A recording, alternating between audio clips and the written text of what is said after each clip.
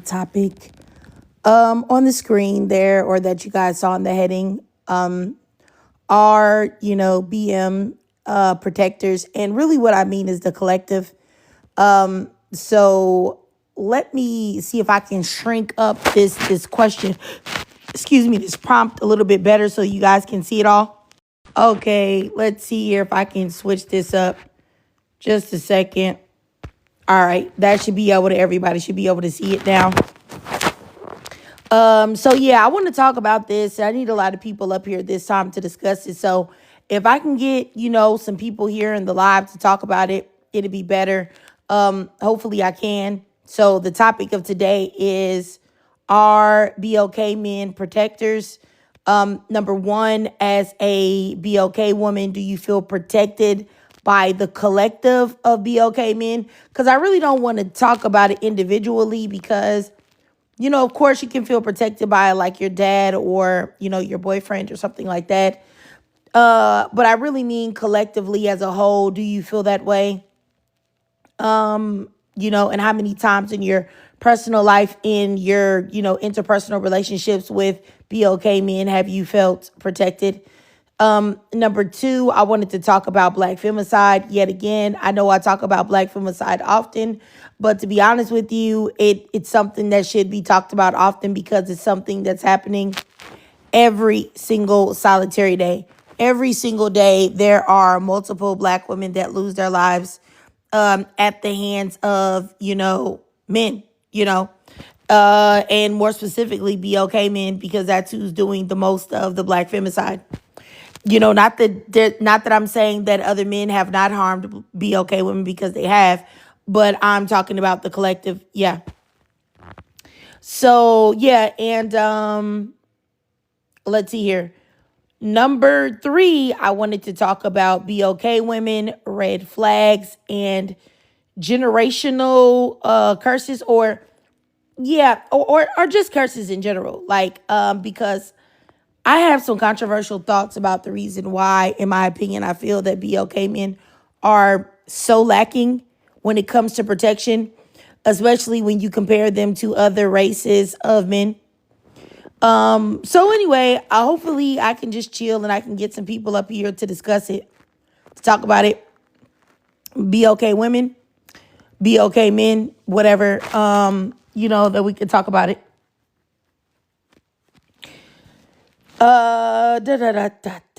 Because like I said, I don't mean to make this, super controversial, but it's probably going to be. I don't know how, I was watching a live today, right?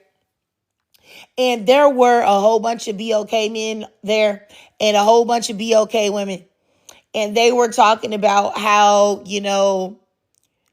BLK men were saying they didn't understand why there were so many BLK women with supposed bad attitudes and didn't trust, BLK men and all of these different things.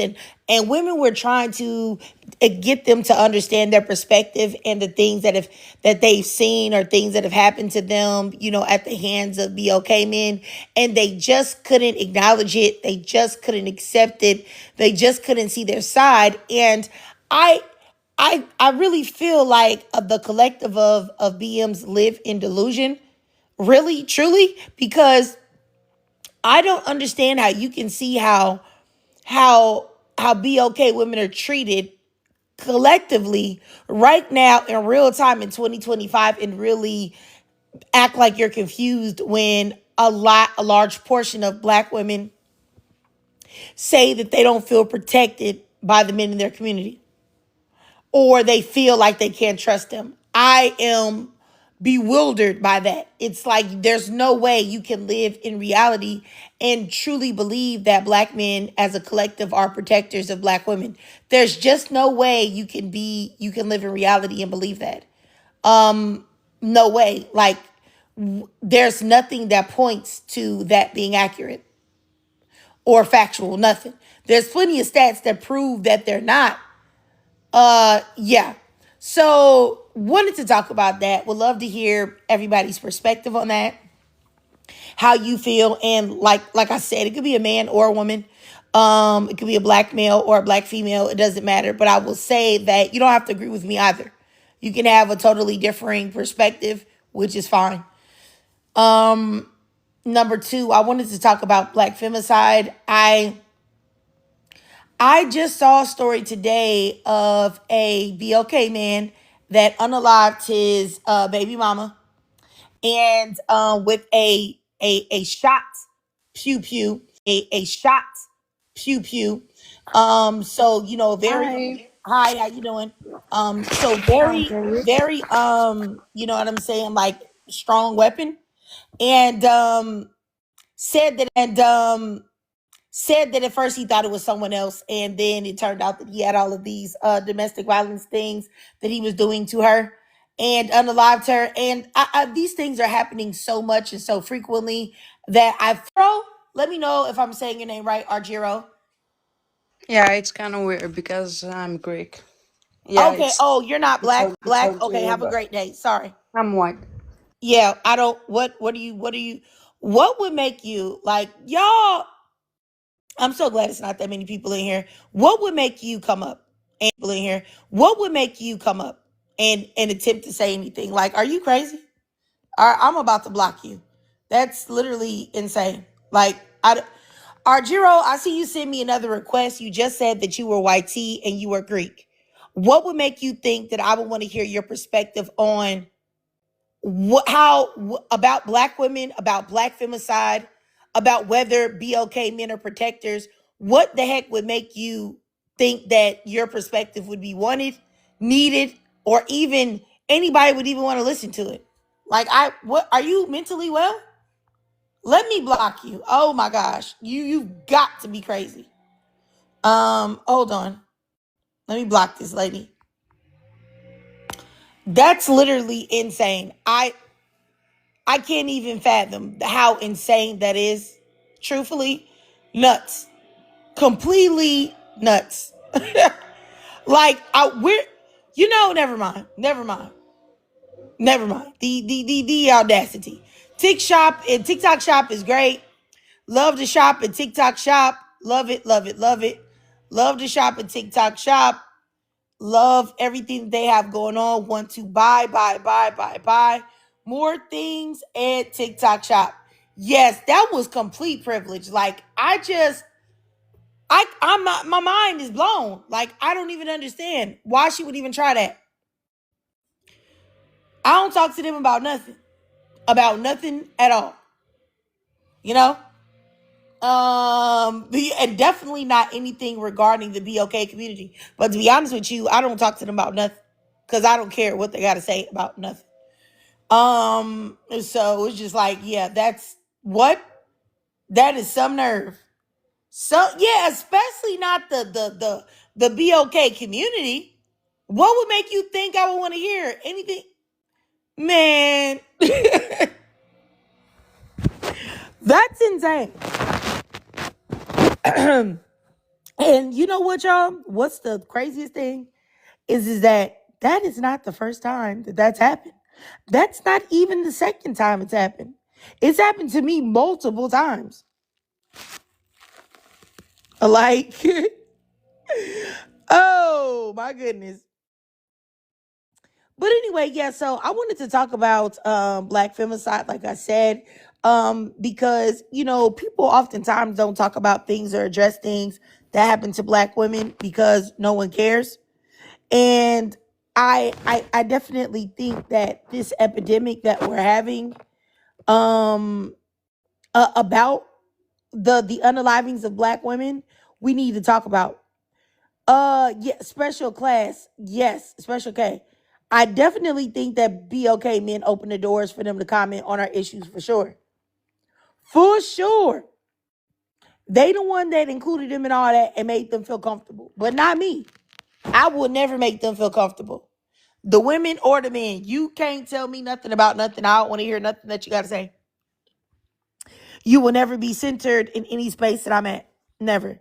And I think that's the thing, is that they always expect to be centered. Like, you're not gonna be centered here, baby. No, no, no. That's why when I let her up, and I was speaking, she just started talking. Cause that's how they are. Weird, weird, weird. But anyway, you guys, hey T Scorpio.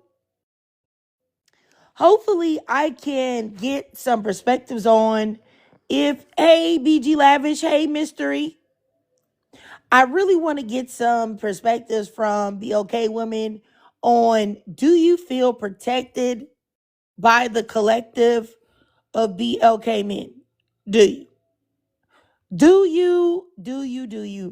Do you think that the collective of BLK men are protectors? If you're a BLK man and you think that you are a protector, tell me how. What do you do that indicates that you are a protector?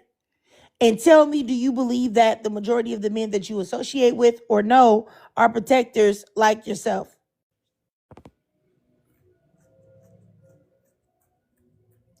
I also want to talk about BLK women being able to notice and recognize and decipher red flags and questionable behavior so they can avoid number two,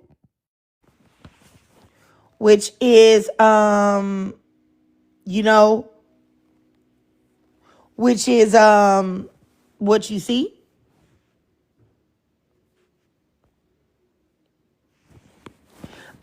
Here, yeah. We'll see if we got one more person. Oh, okay.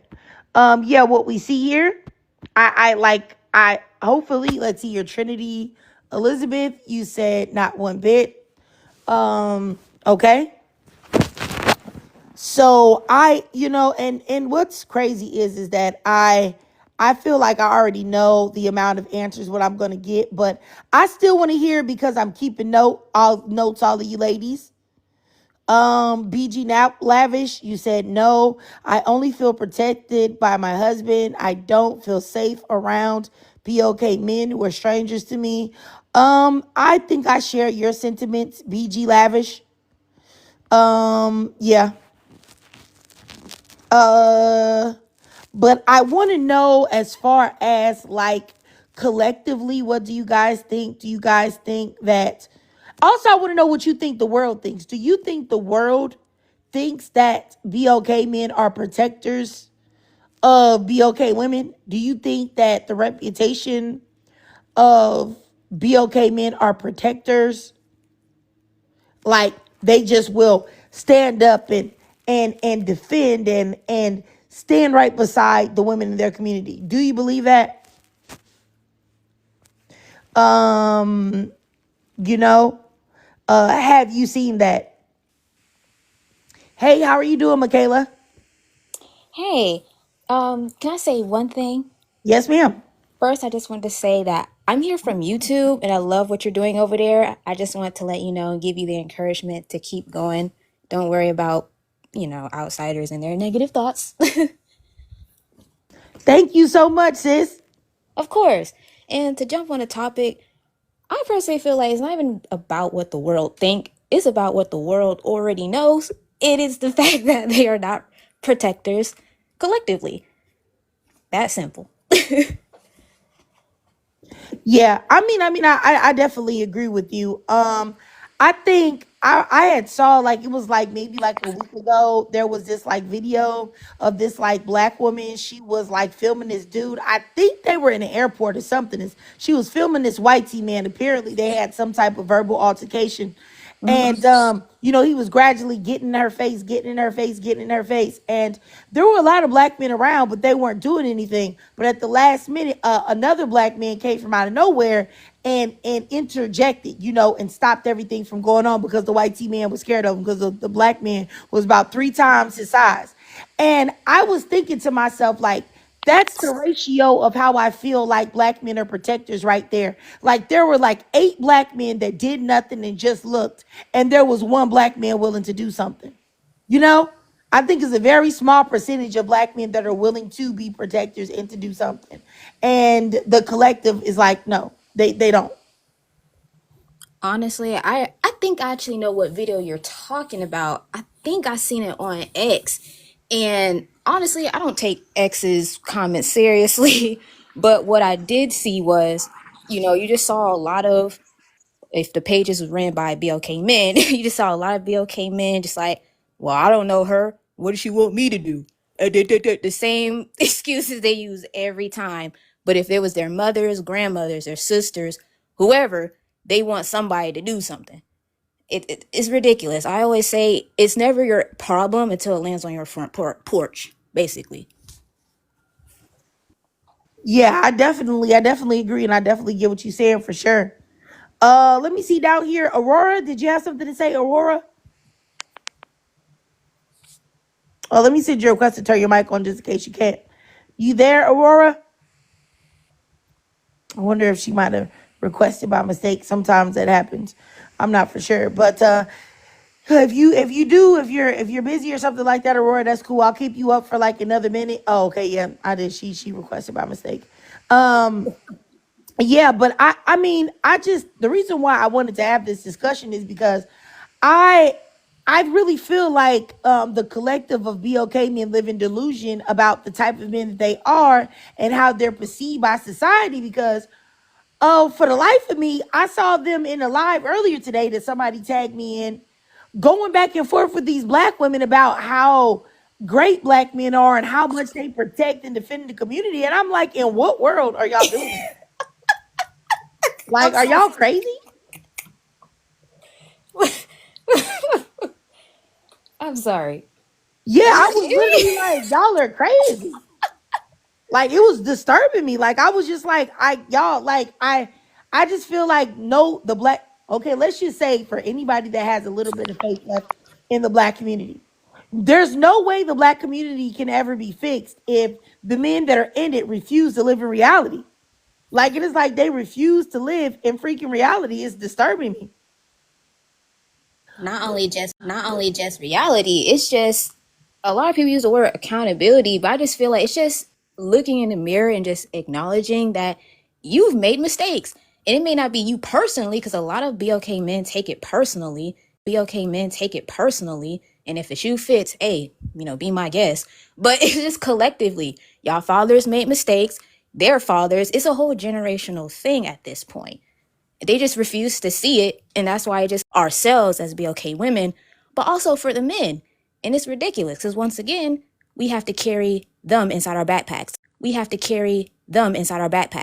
And carry everything else. Yes, definitely, definitely.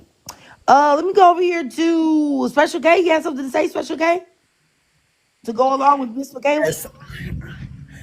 Well, I actually was gonna comment on the prompt too, but Oh, yeah, you can go ahead. most definitely, I can still to that too. But yes, I think that the way that men are today is a. You there? I believe that is because they repeat like the same things that. Yes, I'm sorry. Can you hear me? Can you hear me? Y'all can hear you now. Yep, yep. Hello. Yeah. Oh, it's connected to some Wi-Fi. I don't know what it's connected to. Okay. So but yeah, so I feel as though like BOK men are carrying a generational curse from their fathers as well, because they repeat the same things that was said, generations and generations before them. And it's like we're seeing the fact that they're not growing, they're not changing, nothing is different. They're still just still doing the same things as they have been doing for years. Women have never been safe when it came down to being around, them. So it's like I just, yes, I agree that there is a generational curse when it comes down to our community. And I think that women have also been, part of that as well, because we're so used to, men, BLK men being the way that they are, and like we get used to it, and we're more accepting of it, and that's another reason why they don't change. Like I literally, I do hair, and so I have clients of all ages. My client who is in her 70s, she knows that what Diddy did is wrong, but for some reason she keeps on holding on to, they just trying to hold a BLK man down, And I'm trying to figure out, like, which one is it? Like, you're a woman. How can you see this as they're trying to hold him down and not see that he's just a monster?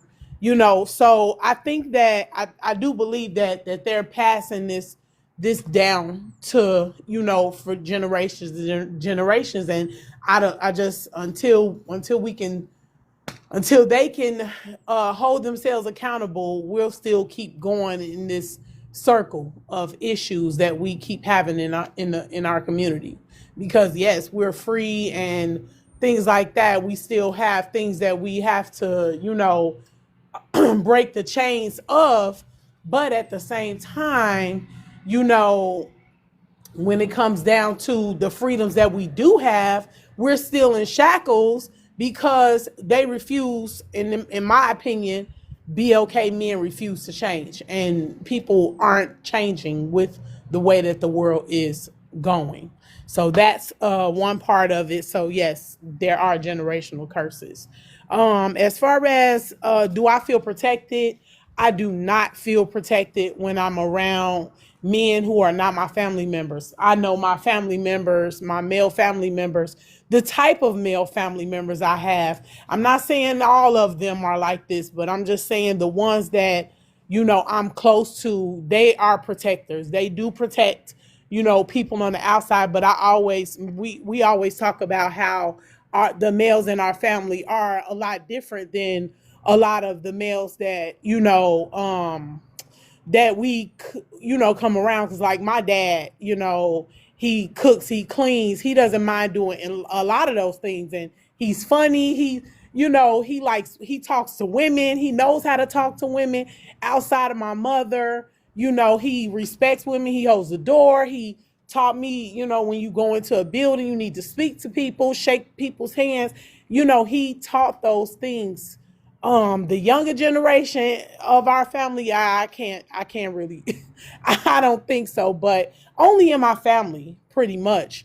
I thought that I at least had one male around me in my apartment complex that was safe. And I don't mean to talk your head off, right? But I thought I had one man that was at least safe. So one day I'm coming in the house, I do hair, so I know I keep saying that. I'm not trying to say that, but I just to give you an eye opener of what I go through. So I leave out of my job sometimes at about 12 o'clock, 1 o'clock, sometimes even 2 o'clock in the morning. And this guy, he's always outside, standing outside, and he seems harmless. He doesn't say anything, too much. I speak to him, hey, how you doing? He speaks to me, how you doing, lady? And I go on about my way. This man has never addressed me in no other way. Well, just probably like a couple of days ago, I came in the house, and I was actually by myself this time, and without my daughter. Usually it's me and her.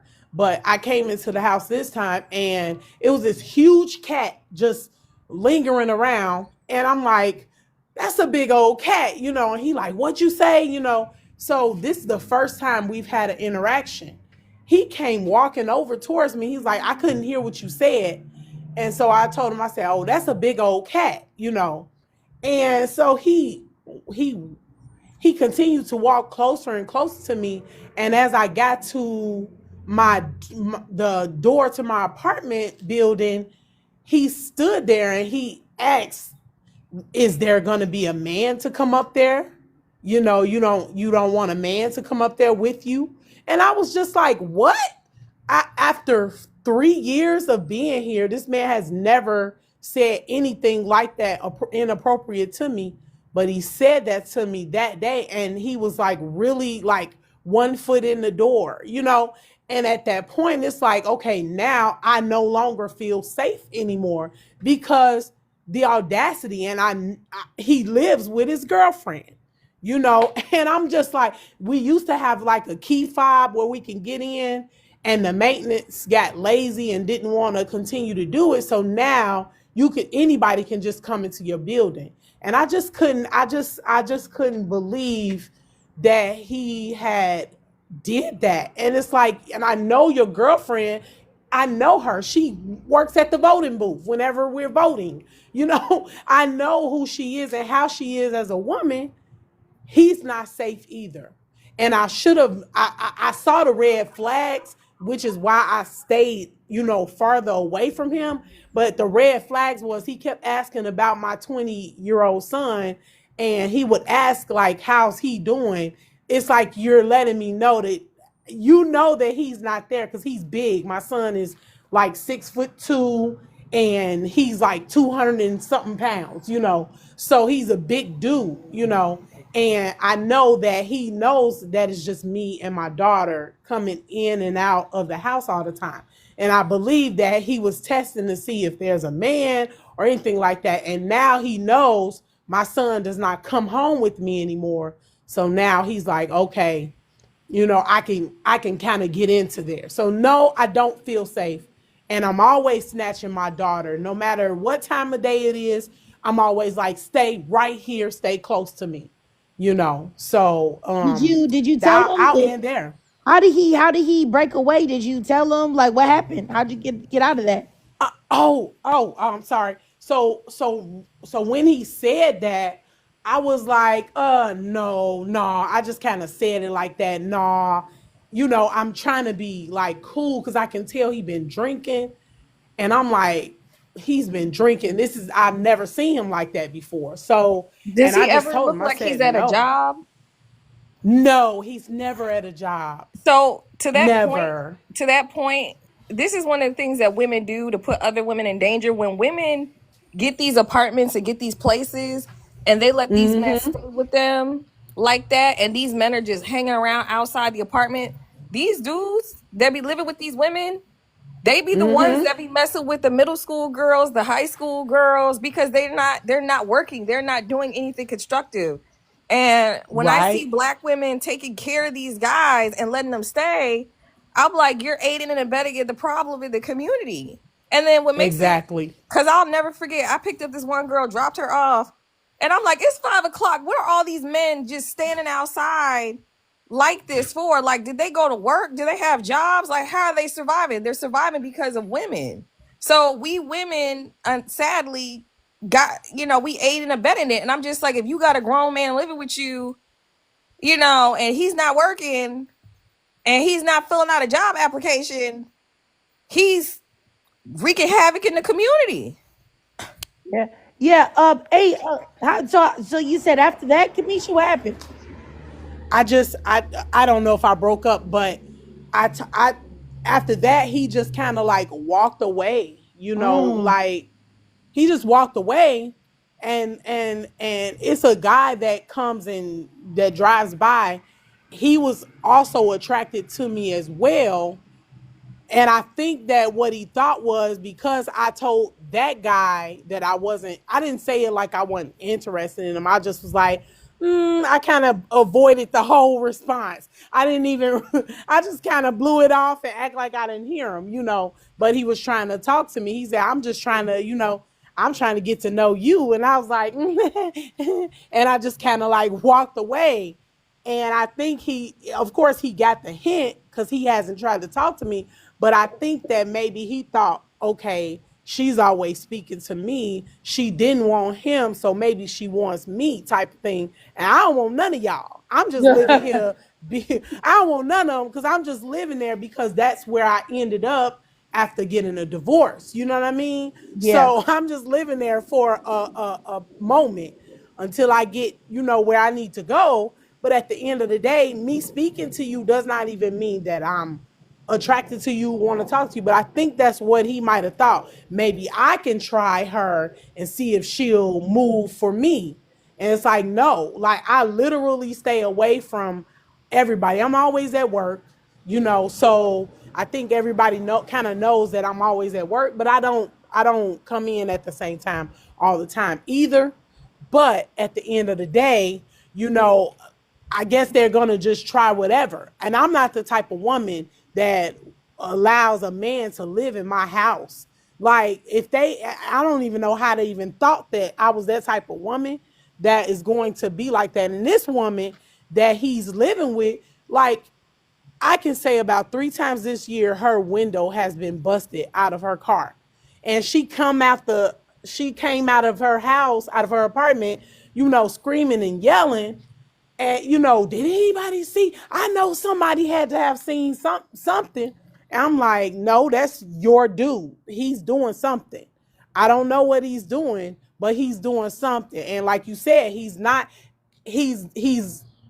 working. So you know what he's probably doing. He's like an old school dude, maybe in his 40s, he's probably like my age, because I'll be 44. So he's probably like between 44 and 47, somewhere along those lines. But he just sits out there with his wife beater, or you can tell he's out there selling something. You could just tell. So I don't know if that's I don't know if that's just what she likes, but he seems like that's what he's doing. But you don't never really see him doing it. You know what I mean? Yeah, okay. So I'm not. Get out of that. Yes, I was able to get out, but I know I've been in those moments before, and it was hard to get out of that. So whenever a man comes to me, because they just come really close to me, and I have to put my hand up with them, and I'd be like, "Why are you on me like that? You don't even know me." You're like, what gave you the, like, I mean. I'm telling you, y'all don't know my experience. It's crazy. I know y'all had the same experience, but it's like I think men don't understand what we go through. Like, I'm don't mean to talk any longer, but I'm gonna say this last thing. I was in Walmart, and me and my daughter, we were on our way to our family reunion. We had to get some little knickknacks, things that we needed. And so this guy came, rolling his cart through real fast, and he got kind of close to me, but I didn't really see him. And he came behind me. He was just like, he kind of like ran up to me and was like, I'm sorry. I ain't want to hit you in the booty with your cart. And my daughter's standing right there. And I'm like, he had to use the word booty. Like, that's what's in my mind. He said, I didn't want to hit you in the booty because you'll probably knock me out. I said, I sure would. I knock you out, because why are you using that? Why are you even saying that? And he wasn't close enough to where he was going to hit me in the butt. He just wanted to address the fact that, I had a big butt. That's what he was really trying to say. You know what I mean? Had something similar happen to me. I was in Walmart with my son. Just 1 second, say. Go ahead, Kamisha, because I got to let Michaela get first. Go ahead. Yeah, I'm sorry. So yeah, and so he said that to me, and he just thought we was like broskies or something like that, because I don't want to hit you in the butt, kind of, doing a little punch thing in the air, and I'm like, we ain't cool, because if you would have hit me in the butt, that means you would just assaulted me, because why are you even addressing my butt? I don't get that. Like, it was so disgusting. And my baby, she don't get it. She didn't understand. But I told her, I said, what he just said to me was inappropriate. I said, don't never let a man talk to you like that. Because he was able to get out of me, snapping on him, because he said, because I know you'll beat me up or something like that. And then I was like, yeah, I sure would. Because if he wouldn't have said that, I'm like, dang, that my daughter standing right here, that was kind of disrespectful what you said. That's what I would have, that's how I would have addressed it. But I was just letting him know, yes, I'm going to fight you. Yeah. For sure. All right. For sure. All right. Okay, so I'm going to go over here real quick to Michaela and then to Caterpillar, because she's been waiting for a while, and then I'll get you, Sage. Go ahead, Michaela. Yeah. Wait, can you guys hear me? Yeah. Okay. To what Special said, Honestly, I've been noticing, I'm not older, I'm only 20, so I don't have a lot of life experience, but one thing I have noticed is that when it comes to men in general, but in this case, BOK men, I just noticed that it's not even just changing, they're not changing, they're just not evolving as a collective. I don't know what it is with them specifically or just men in general, but I just feel like men are just not evolving as human beings, and they're not, most importantly, adapting. If you think about it, not only especially BOK women, but women in general, we've had to adapt to literally everything. From the dawn of time, every social expectation, household expectation, fashion, all of it. We had to adapt and evolve with all the changes that men have created. But men are still the same. Their social expectations are still the same. And half of them can't even meet that. But anyway, they're just not evolving. And I think that's just really what it is. And BOK men, especially, I just feel like they can't afford not to change. They can't afford not to adapt, not to evolve. It's just too many dust mites. I don't know what it is, especially with older. I'm sorry, but with older BOK men, I'm sorry. I it's like a chip that goes on that activates in their brain when they hit a certain age. The nigga chip. I don't know what you call it, but I don't know what it is. Maybe it's just me, but that's all I wanted to say. Okay, all right, Michaela. Okay, so let me go down here real quick so I can make sure everybody get a chance to speak to Caterpillar and then Sage. Go ahead, Caterpillar. Sorry for the wait. No worries. Can you hear me? Yes, ma'am. Yes, ma'am. Okay, so I just wanted to start off by saying thank you so much, Trigger, for creating this space for us to get up here and share our experiences and our ideas on the topic that you introduced. I really do appreciate you. I want to address number one, as a Black woman, do you feel protected by the collective of Black men? And I'm going to say no, like many of the other women said. And my personal experience that I had like a couple of years ago, it was like I was relatively young.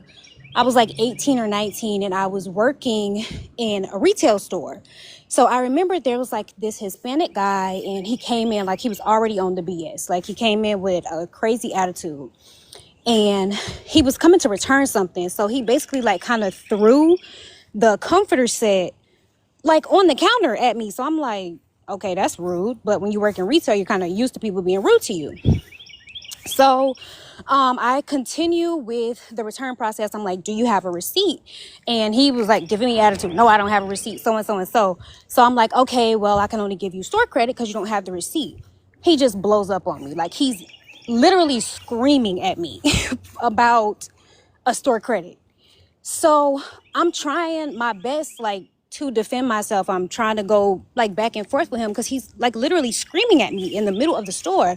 And so for me, when I do get upset, I start to cry, which makes me even more upset. So I just remember like looking up with tears in my eyes, and I made direct eye contact with like a Black man. I didn't even, like, of course, I didn't even see these people because I'm so in the moment, but I make direct eye contact with a Black man who's literally next in the line. He's standing right behind this man screaming at me. I look at him and he immediately looks away. And that was like the first experience that I had where I really acknowledged that no one is going to save me. Like no Black man will ever step in to save me. Like all he literally had to say was like, don't talk to her like that. And I can remember like giving him grace. I understand why you say don't give men grace. I'm like, oh, well, he didn't know me. Like it's not his responsibility. And the only reason that man stopped screaming at me was because my YT female coworker had to step in and ask, she's like, what's the issue? What's the problem?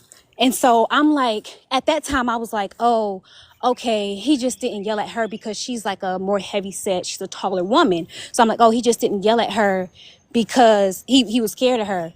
And honestly, he knew not to address her the way he addressed me was because she was a YT woman. And he knew that nobody would stand for that. But when he came in and he saw me, he knew that he could treat me that way because no one would step in for me.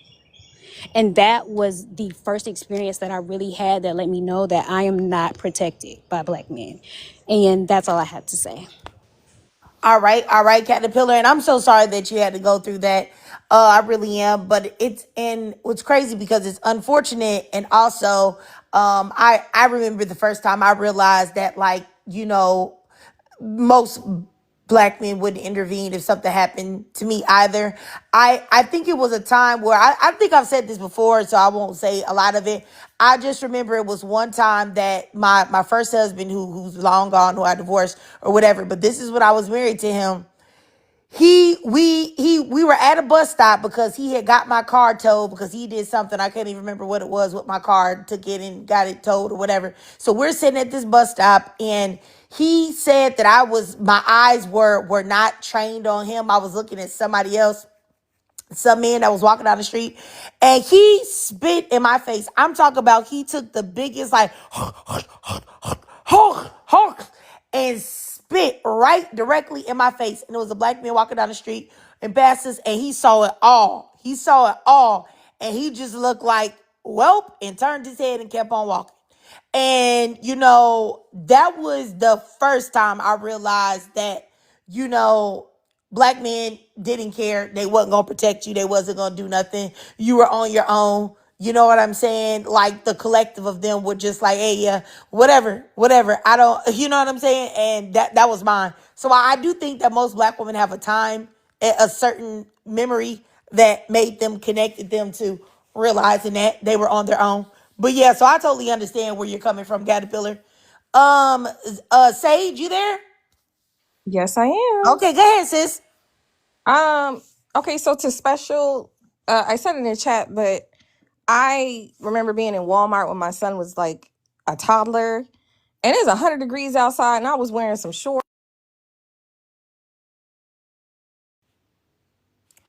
Can y'all hear me? Yeah, Okay. I can hear you now. Yeah.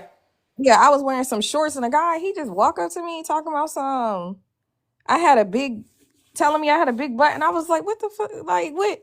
But the thing about it is that men will walk up on you and say those things because they're trying to gauge what they can get away with. So the smartest thing to do is just start going off and start cussing them out.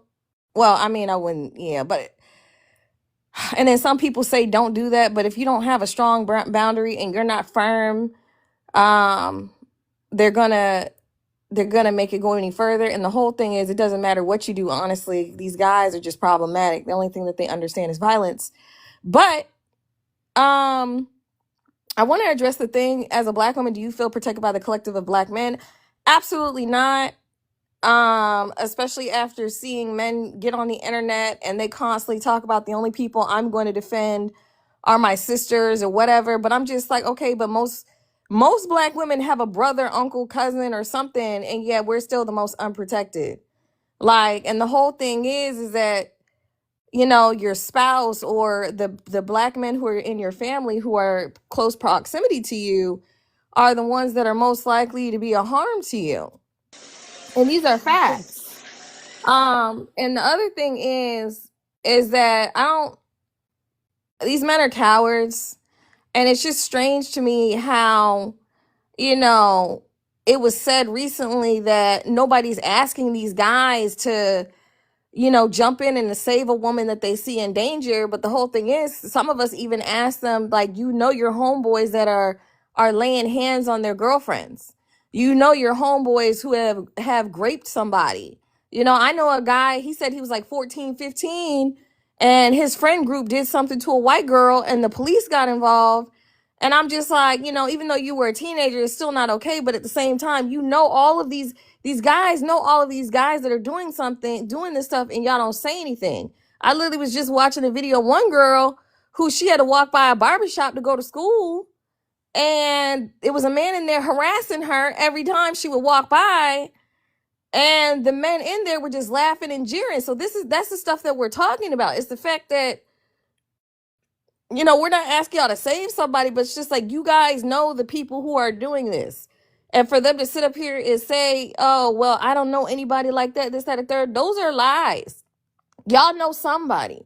Unless you don't have no friends at all or know nobody. I don't believe that these guys don't know anybody like that, because I know the type of conversations men have when they think women aren't listening. I've had the opportunity to overhear men's conversations, especially if they've been in the military. So if they say, I don't know anybody like that, or they're a goddamn lie. They're lying. Anytime a man says that he doesn't know anybody like that, or he hasn't hurt, yes, he has. He has. Okay, and then the black femicide. So that kind of ties into what I was saying about, one, the inaction of black men, and two, the fact that, again, men were talking about, oh, it's a proximity thing, like get out of certain areas. But the whole thing is, if you go home with a man, like your husband or your brother or whatever, like if you live in a home with a man, that's who's the most threat to you. It doesn't matter if you're related to them or not. It doesn't matter if it's a random man on the street. Just being in proximity to a man or an intimate partner, you're in danger just because you're in proximity to said man. Black women, red flags and curses. And this is address a red flag. Major red flag with a man is if he calls a woman female. And honestly, I have a lot of the empathy that I've had for some women has gone out the window, because a lot of women, you'll know this, a man is a colorist. You'll know this man has a track history, and he's like he has 3-4 baby mamas, or you'll know that this man has a high hit count on women. And yet, you'll think that you're the exception to the rule, and then when it happens to you, you're just in shock. But I understand why the problem is so egregious. The problem is so egregious is because the majority of us black women, including me, have aided and abetted in enabling black men's behavior. And this whole system with black men, it really it stays in place because of us. Like, how many of us have seen a woman in the grocery store and, she's buying ramen noodles for her kids and buying a man steak and lobster? Because I used to work in a grocery store. And we've all, if you work in a grocery store, you've seen it. How many women have we seen where it's a man living with them and the man don't do nothing? So all that man is doing all day is terrorizing the black community, which, mind you, the black community is women. So my problem is that, I was also on a post where this black woman, her husband is a police officer, and he's black couple. And my grandfather was a police officer, and I left a comment under there. And it's like, if it wasn't for the police, and listen, I'm not saying I understand the history of the police. I'm not saying that there's not racial profiling, but it's like, if there's no police department, if we abolish the police, because a lot of these people seem like they want to abolish the police and get rid of, actually they do, then what is left? Because a lot of black women, a lot of black women will sit up here and be in these dangerous situations. And like, even if you don't want to call the police, you can still go down to the courthouse. You can still go down to the courthouse and file paperwork, because honestly, the court system and law enforcement a lot of times is the only line of defense that protects us against the biggest threat. And unfortunately, the biggest threat due to proximity, one is men, and two, black men, because that's who we're around. So I'm not saying white men or other races of men are not problematic, because they are. And if we were in closer proximity to them, I'm confident they would be just as much of a threat. But at the moment, it's our men that we are in proximity to. That is the reason why. All right, Sage. All right, I appreciate you. Let me go down here to Macaroni, and then Simply Caramel. Macaroni, you there? Let me send you a request to turn your mic on just in case you can't. You there, Macaroni? Can you hear me? Yes, ma'am. Okay. Wait, I don't know what I'm doing. I ain't never been on live. I've never been on live. You're live before. I watched your channel on YouTube, but this particular one kind of struck a chord with me, because I don't feel like it's safe in the black community, because one, my daddy used to beat the brakes off my mama. He used to beat my mom. He done got into it with me. He went on a date one time and they got robbed in the alley and he took off and left the lady. So I learned from a long time ago, ain't nobody gonna save me. And then what's the other one? The red flags. I see however they respond to any of the allegations of like Tory and Diddy and it's a conspiracy and they trying to take a black man down, blah blah blah blah. That's the biggest red flag for me. But I don't really like going back and forth with men. I just have my headphones in and look straight and act like I can't hear. I start acting like I'm doing sign language, so you can't even talk to me. But that's it. All right. I appreciate you, Macaroni. All right. Let me go up here to Simply Caramel. Hey Trig. Hey. Hey girl. I've been trying to catch your lives. I know I probably say this every time I come up here. But I've been literally checking TikTok. Like I'm not gonna say nonstop, but in between my busy life, girl, I've been checking TikTok. I'm on YouTube, checking your posts to see when you going live, girl. But anyway, I'm so happy. Just to answer the prompts really quick, as a Black woman, if you feel protected, absolutely not, which is why I'm a registered pew pew owner now. Just based off my own experiences, I've been in 2 domestic violence relationships. I've never dated out my race, but my 2 domestic violence relationships, one with my kid's dad, one with an ex. And even from what the what's her name at the Sage Green, just like from what she said, just I'm sure it'll be different, if I was in a predominantly YT or another demographic, but since I live in a predominantly BLK community. BLK community. It's not just the BLK men. I mean, the same thing even with like BLK women. But of course, if I'm going on a jog or something, I'm not thinking that a BLK woman is going to come and knock me upside my head and drag me in the woods, right? It'll, of course, men historically have been the most violent. But yeah, definitely don't feel protected whatsoever there. And it's so crazy because I have just over the course of years, because my domestic violence relationships that I have been in were years ago. I mean, I was like in my early 20s. I'm about to be 32 this year. So I mean, just learning and growing, learning how to use, learning what discernment means. How to go about that. And it's so crazy because I feel like now, like where I am in my life now, with trying to incorporate, using discernment, going with my gut feelings. But it's so weird because it's like once you have endured trauma, I feel like I do find myself sometimes like, damn, like, is this a red flag or is this, because of trauma? If it's something that I've seen or if it's a gut feeling that I have, I'm like, dang, like sometimes I find myself confused and it's like, it's this, stemming because of trauma that I've been through, or is it actually something I should be paying attention to? But I don't know. I'm kind of having a hard time articulating it, but hopefully, it's just so weird. I just feel like, when you experience certain traumas in life,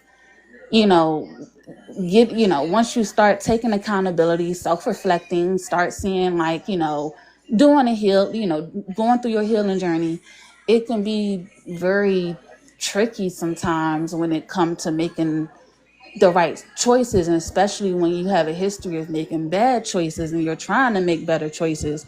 Some things it's like, damn, like what, it's like kind of, I don't know.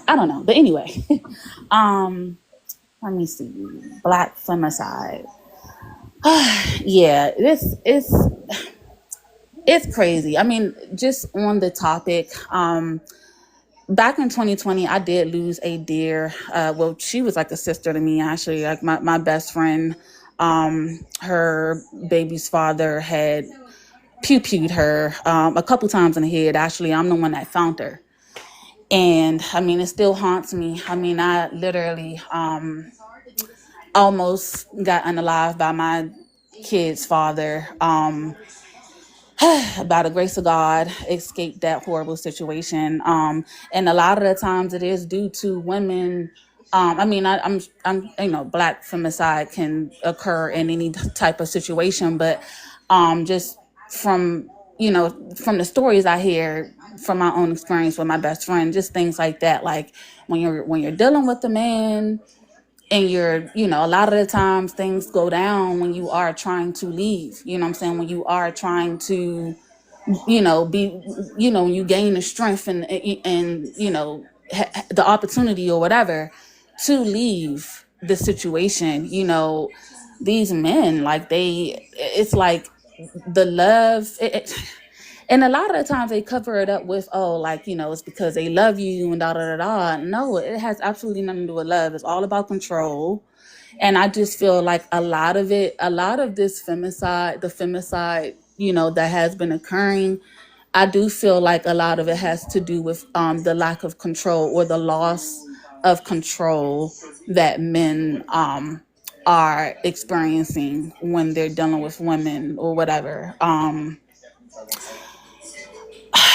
It's just very unfortunate. And number 3, Black women, red flags and curses.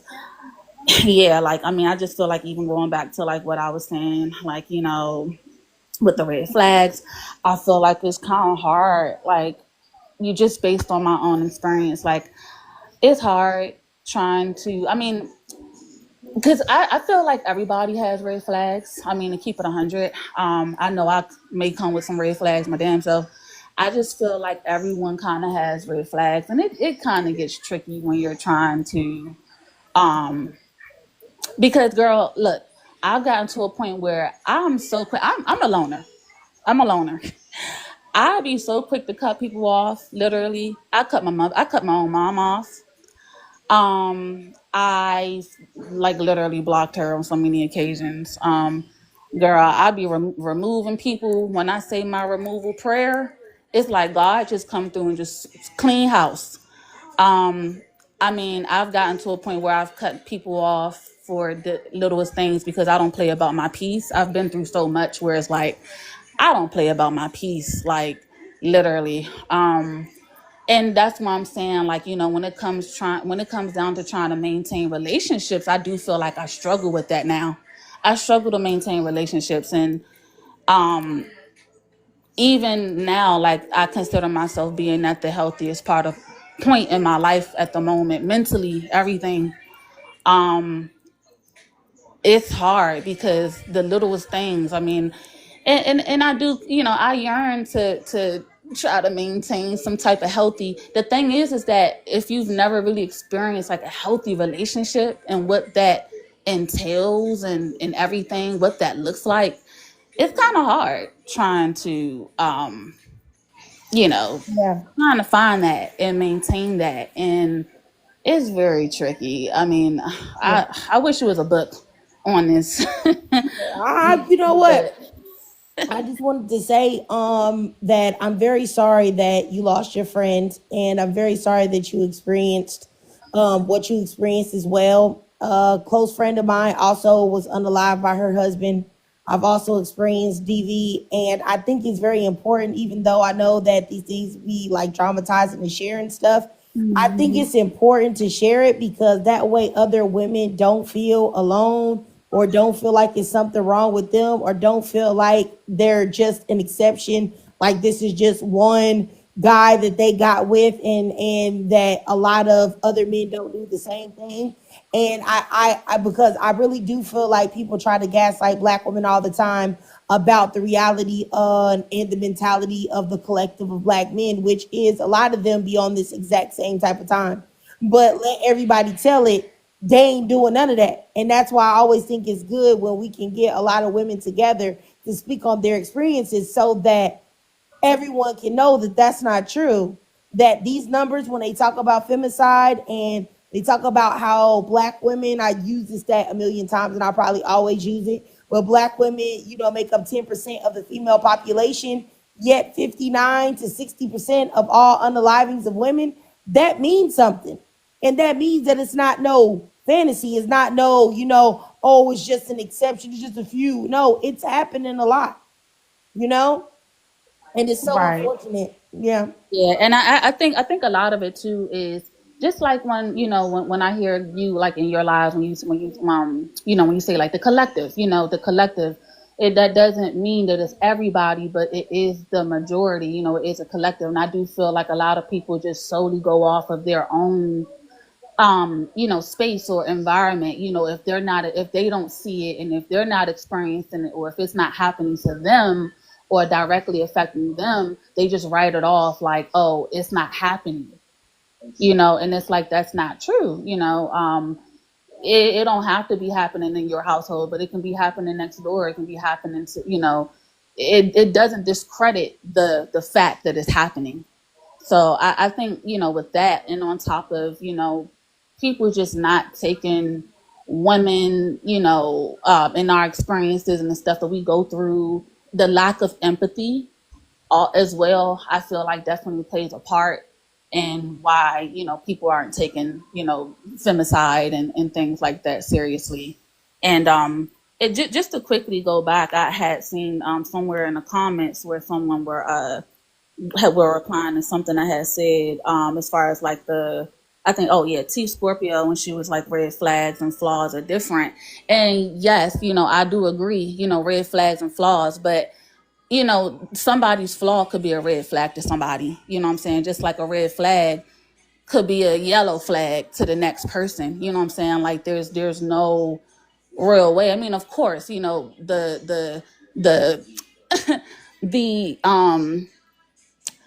like the basic stuff that you would think, if you see somebody stealing from a family, I mean, of course, that'll be a red flag and be like, no, you need to stay away from them. They're stealing from their family. Or somebody who's a known abuser, you know what I'm saying? It'll be like, okay, yes, that's obviously a red flag. I mean, I'm not just talking about the obvious things. It can be, everybody's what they're willing to tolerate is different. So yeah, but I'll go ahead and land there. Okay, all right, sis. I appreciate you, Simply Farmal. Let me go over here to Michaela, then Sage, and then Macaroni. Go ahead, Michaela, or if you had anything to say, Michaela. No, I'm just listening, and I just want to say that again, I'm young, and I know people go through stuff at a young age. Unfortunately, I just haven't gone through anything like that, and I hope may never find me. But to every woman that's in this panel or just in the comments that have went through something just so traumatizing at the hands of someone else, and unfortunately, if you had people who were supposed to protect you and sit there and did nothing, I'm sorry you went through that, because I feel like we have been through so much just historically, and what's continuing to happen now. Like, they're literally using one of us as a machine, an incubator. It's just so crazy out here. And I just feel like it's always us, and we just go through so much. And I just want y'all to keep y'all head up. All right, appreciate you, Michaela. Let me go down here to Sage and then Macaroni. To your point, Simply, I know you mentioned that to some people, red flags are not red flags, because you're right. Some people grew up in environments and in homes that were abused, and they saw things tolerated. And so until they actually get around somebody who that was that was not the norm for them, and they see something different, then a lot of times that's when it starts to click for them that what they went through and what happened is not normal. And the sad part about it is that there are some women where they've experienced these things and they still don't believe other women, or they have the mindset of, well, I went through it, so you can go through it too, or you can deal with it too. That's the mindset of some women. So the other thing is that again, like I said earlier, a lot of this stuff, unfortunately, it's propped up because a lot of us women tolerate. And again, I get what you're saying, because as far as us needing, or we're in the most danger when we're trying to leave, which is 100% true. But I just wish more women would wake up, because there's enough information publicly online. And I've actually seen women say, hey, if it wasn't for TikTok and me seeing a post on gaslighting, or me seeing a post on narcissistic behavior, I would have never left this man. So I do think that, the internet and TikTok, and the fact that we women are able to communicate with each other is what's really helping. Because back in the day, the church was a pinnacle, and most of the men, even though we women still work, most of the men, they went out to work and they were in charge of the church. So they had the most voice, they had the most power. So we were listening to them. But finally, we women are comparing notes and talking to each other. And we're like, wait a minute, the math isn't mathing. We've been lied to about these men. And a lot of women, they still have a lot of hope. But I personally don't recommend a woman put her trust in any man except for Jesus. So All right, Sage. All right, let me go over here to Red Velvet. Hey, how you doing? I'm good. How are y'all? Pretty good. Are y'all just answering the prompt, or y'all had a conversation y'all had going on? No. You can answer the prompt. You can do whatever you want. Yeah, I agree with Sage on the caution women should take. The climate right now is just, I mean, it's been crazy, but right now it's like people are going in opposite directions. Men and women are going in opposite directions. But I guess just to answer the prompt, no, as a Black woman, I don't feel protected by the collective. My family members, sure, but the collective, no, because as we can see in the media and stuff right now, we see what the immediate reaction to any Black female victim is. Any Black woman that's victimized in any way, we see the reaction. It's instant. What did she do? What was she doing? What was she at? What was she wearing?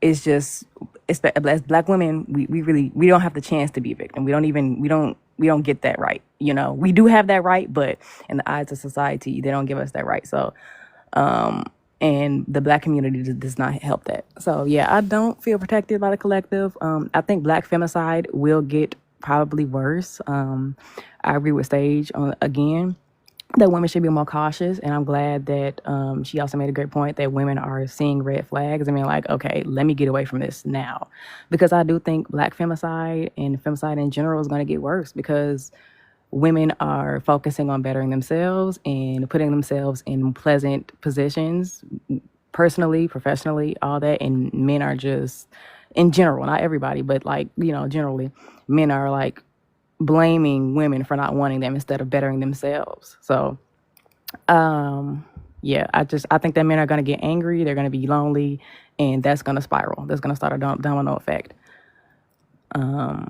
Yeah. And red flags and curses, oh my gosh, I don't even, there's too much to go through. Yeah, I mean, I definitely think agree with all of you guys that I do think that women have got to be, more vigilant. But that's the reason why I say, like, I don't know. Sometimes it seems like a unpopular opinion, even though people agree with me. But then sometimes they still don't like to hear it. But I just know, and this is including myself, so I don't want y'all to think that I'm elevating myself above, any woman on the panel or any woman in general, because I'm really not. I'm coming from a completely humble place of saying it's been me as well. I would venture to say that 98% of the women that I've talked to that have had any poor outcomes with a man have seen some type of red flag in that man before they got deep into the relationship, saw some type of red flag, saw some type of sign about the man that gave them pause. He either didn't or he didn't, meet some type of thing on the list of what they had always hoped to have in a man. He didn't have it. And then, you might have rationalized it away and said, well, I maybe I'm being too picky, or maybe this or that, or maybe he didn't mean it that way, but something in the pit of your stomach, in your gut told you, nah, this Negro not right, and you ignored it. And it happened to me too. And I honestly believe that the number one way to get women to not be unalived, to not be left a baby mama, or to be left used and abused and discarded or hurt by men, is to follow your first mind always. Always. The first time you feel something ain't right about that dude, you need to disconnect the association with them completely at that point. Period. It ain't no going back. It ain't no, I want to talk to him for closure. Oh, I want to do this, that, and the third. No, absolutely not. And I really, really do believe that. And that's why I say don't give men any grace. None. Because if he gives you some type of feeling, don't rationalize that away and give him grace. No, don't do it, because there's something wrong. Any red flag you see, any of the standards that you've set for a man, don't do it. If he raises his voice to you and it seemed to be crazy, or it seemed to be that, then that's your body telling you, that's your woman's intuition telling you that he's not the right way. But the problem is, in my opinion, is that men so often try to get you as a woman to ignore your woman's intuition. Like, oh no, you tripping. Oh, you're being too picky. Oh, you know what, you taking it too far. It wasn't that big deal, to get you to question yourself. When in reality, your body will tell you everything that you need to know about that man. And I truly believe it, because out of the thousands upon thousands of women that I've talked to, every time I ask them, not one, except one lady that cussed me out because she was mad that I said that every woman has seen something. But I'll say the majority, I said 99% of women have told me that they saw, 99% of women have told me that they saw something or felt something about that man that told them that he wasn't the right one. But they proceeded, and then things ended up badly. In some way, shape, form, or fashion. And then things ended up badly. In some way, shape, form, or fashion. And that's all I want women to understand. You've got to stop giving men grace. None. I don't believe in giving a man a second chance for nothing. If he does something that's on your list of boundaries that is unbreakable boundary, normally like cheating, you know what I'm saying, or beating, or abuse, or something like that, or verbal abuse, emotional abuse, the first time you see that, you need to be gone, period. No, they have one time and one time only. But if you utilize listening to your spirit, they shouldn't even be able to get that one time off, because you should have already realized they were no good before you even embarked on the relationship. If you know what I'm saying. And also, the other thing that I really think that women, even though now you got everybody making it cool, and people always try to make it seem like I'm trying to put some type of purity onto black women, or police their vaginas, or put religion onto them. I'm not doing none of those things. I'm saying that this, even if you take God out of it, if you don't believe, if you take, women's, liberation and their sexual liberation out of it, you should refrain from having intercourse with men that you're dating. Because once you embark upon that, it also ends up clouding your judgment.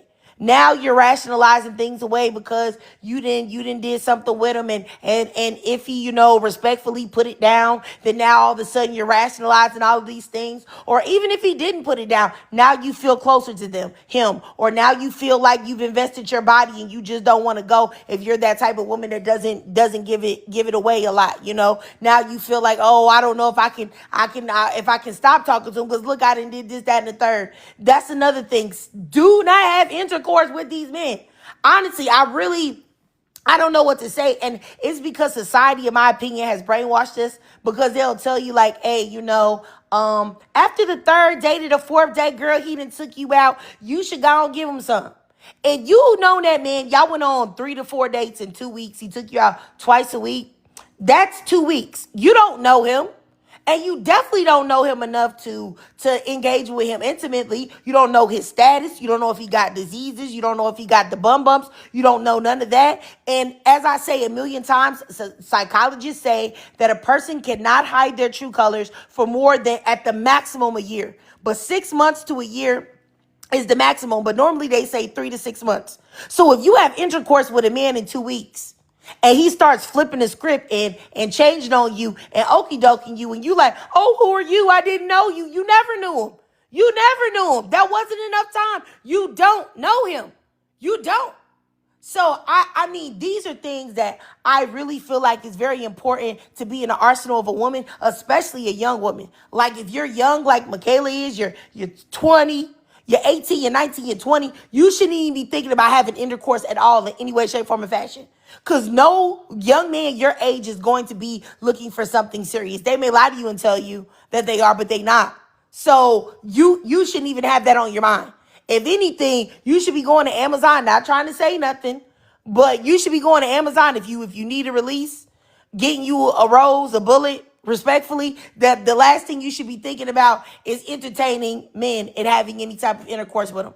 Like, truthfully, I'm just saying, like, because the bullet, the rose is not going to give you the bum bumps. The bullet in the rose is not going to unalive you. The bullet in the rose is not going to, have intercourse with you one day and then ignore your text the next day. And now you left on red and now you feel used and taken advantage of and manipulated. Like, it's not, you know what I'm saying?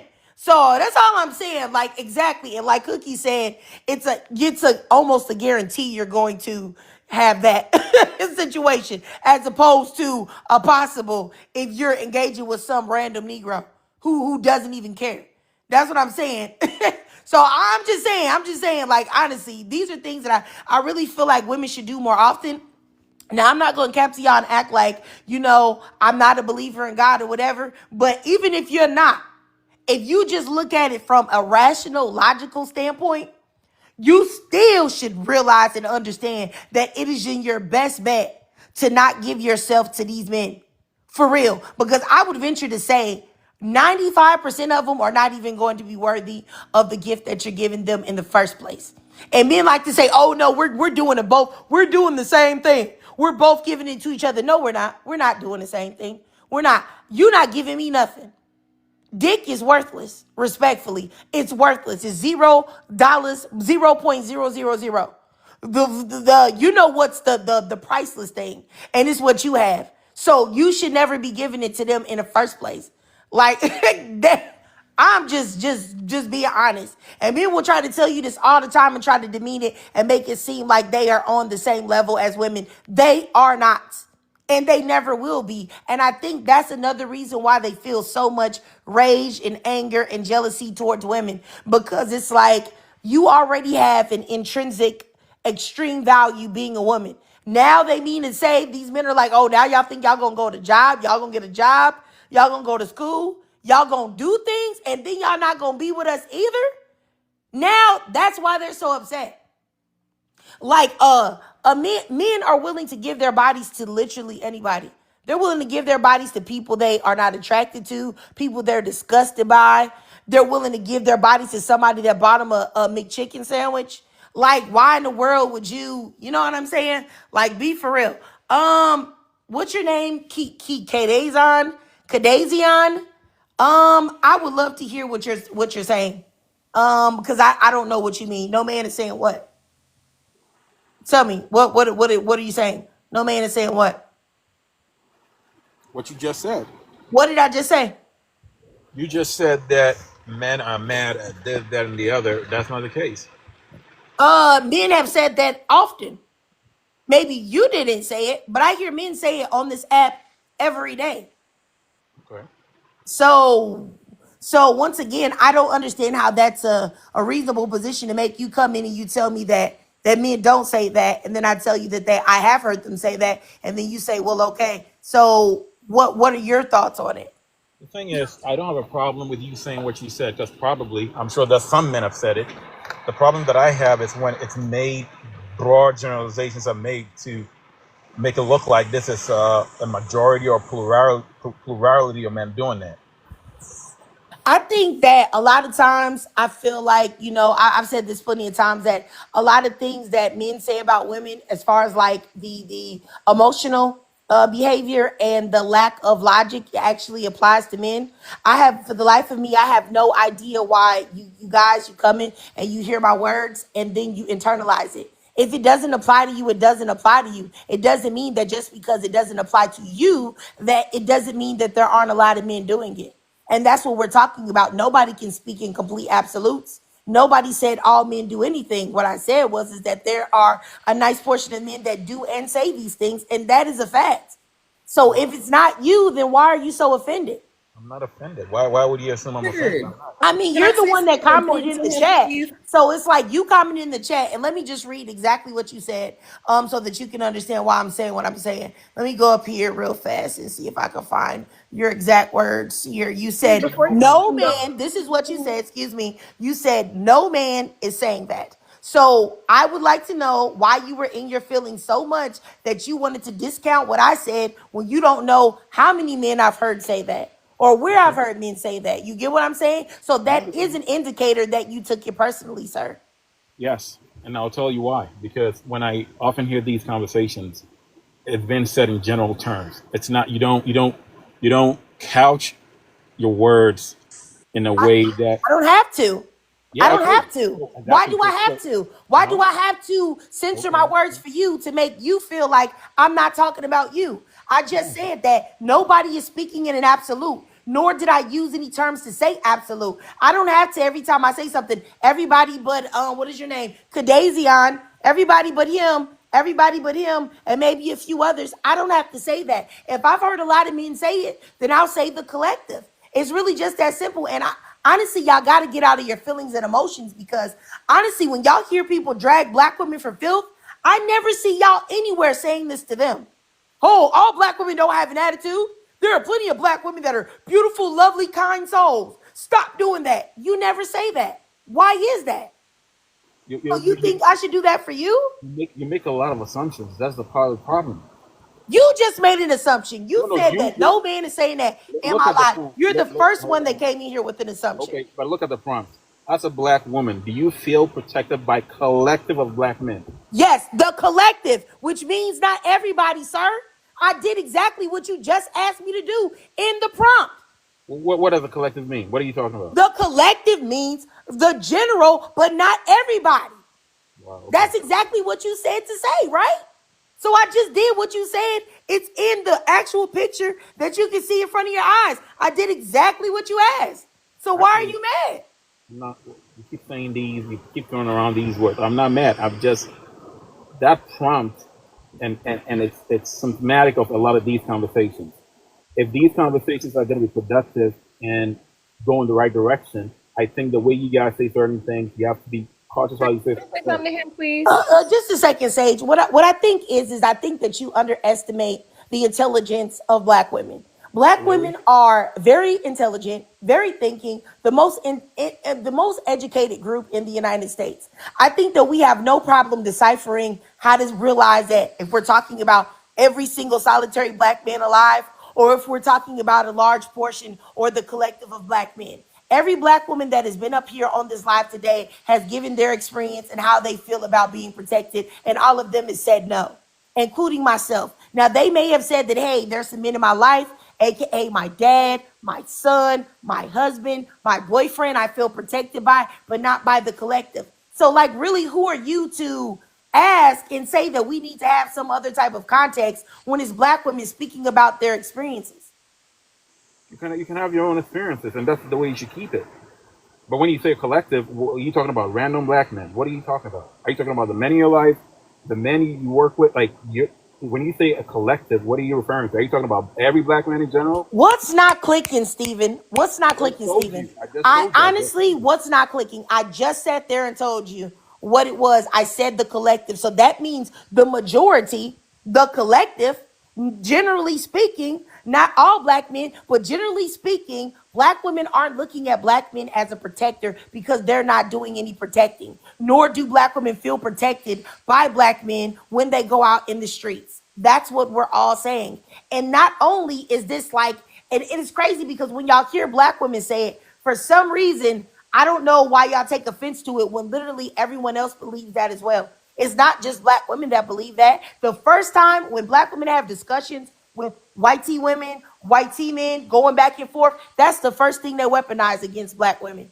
Is that, oh, your men don't like you. Oh, your men don't protect you. Oh, your men abandon you. Oh, your men don't want you. That's the first thing they say. And there are so many black men that get on this app every day and proudly proclaim that they're not protectors. So I don't understand where the pushback comes from. Once again, if it doesn't apply to you, sir, what's the problem? Now listening to me, you're just going off on a tangent. I didn't go off on a tangent. Don't do that. I said I addressed everything that you said. If you're defining the collective as the men in your life, then yeah, okay. No, nobody has to define the collective of the men in their life. I just said that there are women that feel protected by the men in their life. So why would we use that? But there are some women that don't feel protected by the men in their life. We're talking about the collective. If I saw you, right, you, sir, since we want to make it personal, if I saw you somewhere, I wouldn't look at you as a protector. I wouldn't feel protected by you. I wouldn't feel safe around you. I wouldn't. The stats and the numbers and what goes on with men in the black community are far too piss poor for me to ever feel comfortable with you. So did you want me to personalize it? So there you go. So now it applies to you too, sir. That's fine. You as well. And I wouldn't expect. All right, go ahead. Go ahead, Sage. You can ask him a question. So Kadazian, I want you to take that same logic and apply it to the police. I want you to take that same logic and apply it to white people, the collective of white people. And my concern is not that.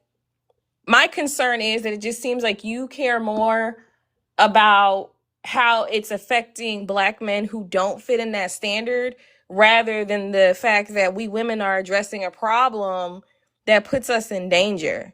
Do you care that there is a subset of men that put us in danger and that we can't tell the difference between who's who because you're all men? And statistically speaking, most of the men that cause this problem are our own men. So it's like what you're asking us to do is to continue to give every black man the benefit of the doubt, even to our detriment. Yeah, and you know what, Sage? It's weird to me because they always understand the idea that, okay, we can't trust white tea people as a collective because what they've done historically, what they're doing currently, and we know that individually there are some good and decent white tea people, right? But we know collectively they can't be trusted. So most of the time people always look at, well, smart black people, that is, look at white tea people from a place of mistrust until possibly they prove otherwise. But for some reason, when women apply that logic to men, now all of a sudden it's like, we don't understand. We don't understand. We don't understand how you guys could look at us that same way. When the biggest threat to a black woman in her life is a black man. I said this a million times for Kadazian. Black women make up 10% of the female population in the United States of America. Yet they make up 59 to 60% of all unalivings of women. Over 95% of the time, that's done by a black man. So there would be a reason, factually, statistically, logically, for black women to say, hey, you know what? I don't know about y'all. I don't know. Not to mention black men everywhere, degrading black women everywhere you can look. And you want black women to say, oh, it's not the collective. You guys really are protectors. You guys really do love black women. Like you gotta be for real. Like that's literally insane. You don't care about what we're going through. You don't care about, what we're talking about. And I know a black man, he's a father, but I was addressing something online about, the dangers of, some fathers to their daughters because there were signs that were put up where it says she's your daughter, not your date. And he got mad at me and he wanted me to take it down, but I'm just like, but that doesn't change the fact that there's an issue there. Even though he says he doesn't do those things to his daughter, it's just like, but there's still a lot of girls out there, young black girls that experience those things at the hands of their fathers. So my whole thing is, again, you know, I don't know you personally. You might not do those things, but you basically want us to stop talking and be quiet. And us actually talking about it and bringing awareness is actually giving validation to other women to let them know, hey, you're not alone. Hey, you're not crazy. And the only reason why men have been able to get away with some of the stuff that they've been able to get away with and run game on women is because we did not have a space to communicate. So when you come in here and you're tone policing her, you're tone policing her in her own space. And mind you, she's a married woman. I'm a married woman. Like, you're not gonna come up here and do this. This whole idea, in my opinion, of this idea that black men really feel like black women owe them something to protect their image, to protect their name, to not say certain things, to make sure that they're represented properly when black men do nothing of the sort when it comes to black women is literally insane. I would never in my life watch my words and watch my tone when it comes to black men until I see, every time I see one of these red pill weirdos come out, I see thousands upon thousands upon thousands of black men speaking out and tearing that man apart. Just like y'all were quick to jump on, what's his name? Deontay for validating women one time. I need to see y'all quick to jump on these red pill men that disrespect black women, but y'all never do. Y'all never do. Y'all never care about how we look, but y'all want somebody to care about how y'all look. Like, y'all are literally insane. Like, y'all are the most selfish, entitled group of people. I know that I really do believe that white people are more entitled, but y'all are really y'all are running so close, it might be tied. Go ahead, supervillain, and then I'll go to Miss Chrissy. Go ahead, supervillain. Hey, what's up, Trig and Trig family? I wanted to piggyback off what you were speaking about before Kadazian came on, so I'll do that and then I'll answer the prompt if that's okay. At one point you were talking, and I guess it is part of number 2, about black femicide. Here's the thing about this that's so heartbreaking. And before, I used to think it was the numbers. We all know at some point it's around every 3 to 4 unemployed black men business hours that black men will knock a black woman upside her head and unalive her. And I used to think it was the actual number because remember, when we're saying these numbers, these are actual people. Although it's a black and white on a piece of paper, this is somebody's mother, sister, aunt, niece, what have you, best friend, teacher, co-worker. These are actual girls and women. But it's the fact that people, especially black women, are not believing these numbers. I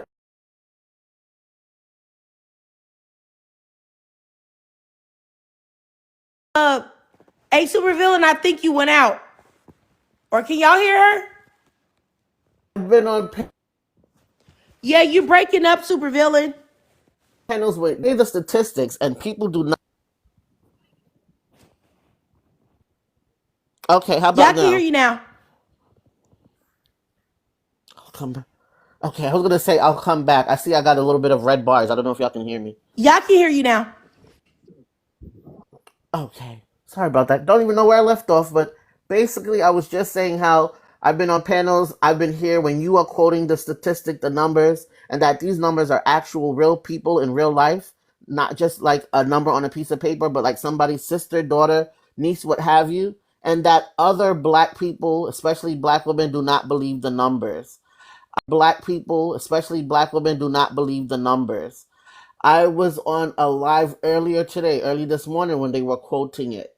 And the funny thing, Trig, is the person who was doing the taunting, of course, another BM, was making fun of me and another panelist for being older women. You know, at 35, I'm an old, haggard, hit the wall type woman. I understand that in the black community at 35, that's extremely old and ancient.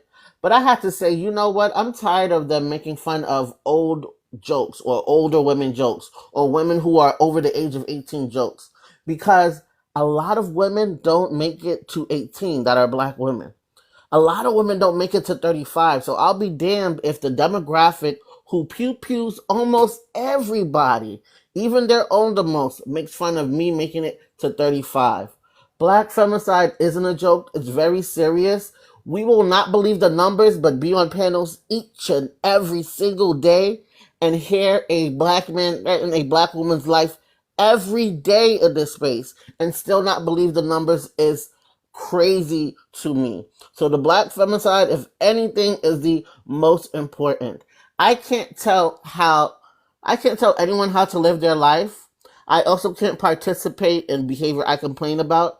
I could never tell women to pair with men because I feel like men are our apex predators.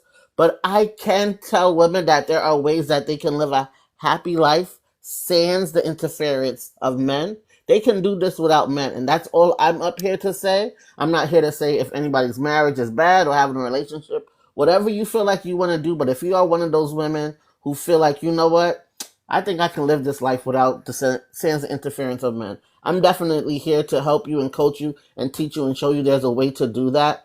I'm going to address number 3 with the black woman red flags and curses. I actually agree with, I forgot who said it, but I do agree with we see red flags and we ignore them because we are so gung-ho on the potential of a man instead of seeing him for who he is. And then when the relationship is over, what's the first thing we ask ourselves? Man, I can't believe I stayed with this man.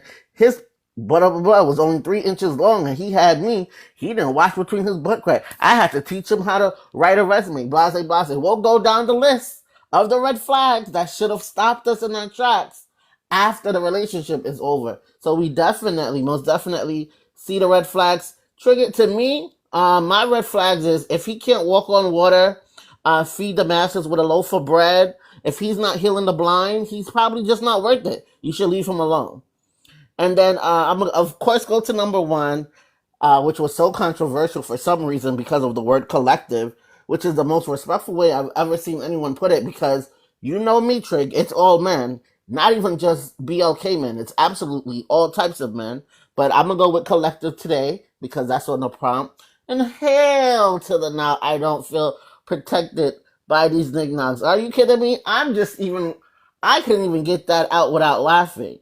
I don't understand the demographic that literally, like I said, goes around and pew-pews the playground up for no reason, would ever think that people would feel safe around them. Y'all have honestly, by the selling rock candy, altered the DNA and genetics of black people for the rest of their life. And if you're not altering DNA genetics by selling that rock candy, y'all are pew-pewing somebody or knocking a woman or child upside their head every 3 to 4 unemployed black men business hours. So no, I don't feel protected by them. And I think I'm going to land there. Okay, all right, super villain. I appreciate you. I just wanted everybody to know that the guy that was up here, Gadazian, I think that's what his name was, he left. I did not drop him. But I think that I was gonna allow him to speak again, but I wanted him to hear more of the women's thoughts so that he could really understand like where we were coming from. But of course, as usual, the men, they never really want to hear like black women's perspective or thoughts on anything. All they want to do is debunk it and say that it's not true, even though, you know, it is something that definitely most black women will agree with. So yes, just like Black Beauty said in the comments, he doesn't care. I mean, I know. I always just try to give, you know, them. And I really don't even try to give them the benefit of the doubt, to be honest with you. I really do it as an example for women that may listen to the lives, for them to see like the type of gaslighting and things that they go through so that they can recognize it just in case it happens to them in the real world. Go ahead, Miss Chrissy, baby. Hey, Triggered. Happy. Hey, sis. I wanted to come up when that guy was up there because I'm just so over that, what he just did. I think it's deeper than that. They're always thinking about access when these conversations come up. They're always thinking about either the fear of losing access or the access they have now to whoever they're dealing with. And they're not thinking of the bigger picture of the first violation that most women had was as a child. So how did she pick wrong then? How was it her circles then when she's in a controlled environment? So it's just frustrating. And they know that. To say they don't know that this happened to girls when they're younger. I mean, how old were most women when they first got catcalled? I'm sure it was under the age of 15. You know what I mean? Like, there's other, it's always about access with them. It's always about an audition. I'm not like that, because they're only thinking about their access today and not thinking about anything outside of themselves. And it's just so frustrating. But he's not here, so I can't ask my question. Girl, you know what? I appreciate you, Miss Chrissy, baby, but he was so stupid. I don't know if he would have had the intellectual capacity to really answer any of your questions. To be honest, I don't think the man knew what collective meant. And then even when I explained it to him, he still seemed to be confused. Unless you was going to ask him, something about, Dr. Seuss, green eggs and ham. I don't know if he was going to be able to answer anything for you, sis. Like, I really Can I don't. say that they always try to do the shaming tactic by saying, "Oh, it's the men that it's the men around you." I say all the time, my daddy raised me to be a strong black man. That's why I'm a masculine woman, and even that nigga, I don't trust him. So yes, it be the around us, it be far away from us, it be all y'all. Y'all not gonna about to use the shaming tactic. It's every single last one of them. Anyway, it's me. For me, it's all men. I know y'all don't believe that. But I'm just saying they like to use that shaming tactic. Oh, it must be the men you grew up around. It must be the men that's in your family. But as soon as they want to talk about a woman, they don't know no woman that's terrible, but they have everything but the kitchen sink to say about terrible women. Come on, y'all gotta stop the shaming tactic because we don't care and we don't believe y'all. Yeah, I mean, I definitely think you made a good point with that because I swear, I see these men in these lives, these married men that swear they're married to these like submissive black women, but they'll be all in the chat like, yeah, all black women are nappy headed, mean, evil, masculine ladies. Oh, they're so terrible. I'd be like, well, is that your experience? No, I never had a woman like that. Well, then what in the world are you talking about? They never use those. They never use. But here's my thing about where I can debunk that immediately. Like, most women, when they had it with men, and I guess call us misandrous or you're bashing men, like, we generally don't want nothing to do with them. We're opting out of dating. We're going on girls' trips. We're increasing our bag. They still in women's faces, though. They still be in these same lives in the DMs talking about some. You feel what I'm saying? So it's just like you're saying one thing, but if women are that terrible, then why are you still dealing with them? Yes, I totally agree with you. I think that's a great point that you made because it's like a lot of men that have a lot of hate and vitriol for black women, they always find no problem like oozing themselves, squeezing into these spaces. And it's like, I thought you had a problem with black women. Why are you here? Why do you want to hear black women speak? Why are you even trying to engage? Because I know when I see all of those red pill weirdos, I just, sometimes I might record what they say and make content out of it. But other than that, I'm not trying to talk to them weirdos. Like for what? Why? But go ahead, Evie. Hi. Hey. Okay, so in regards to your prompt, I don't feel protected by the collective because I'm from, oh, by the way, I'm from like the Chicagoland area. So we have a reputation already with our crime rate. So like, yeah, I don't, and if anything, I feel more so like uncomfortable and unsafe when I'm around like a group of black men. I only really feel comfortable when I'm around black women and other women or other races of men and everything in the public space because I'm pretty sure that most likely there's going to be some type of shootout or some type of fight happening, randomly, and it's going to be like some type of you know people are going to end up getting caught up in that, as whether if it's a passerby bullet or something. So I don't feel comfortable. I don't feel that they're protectors at all, especially when a lot of them are offending like black women or any or other women in general too, because I've seen like videos on my For You page of some women outside of our race that are victims of DV and they were in an interracial coupling.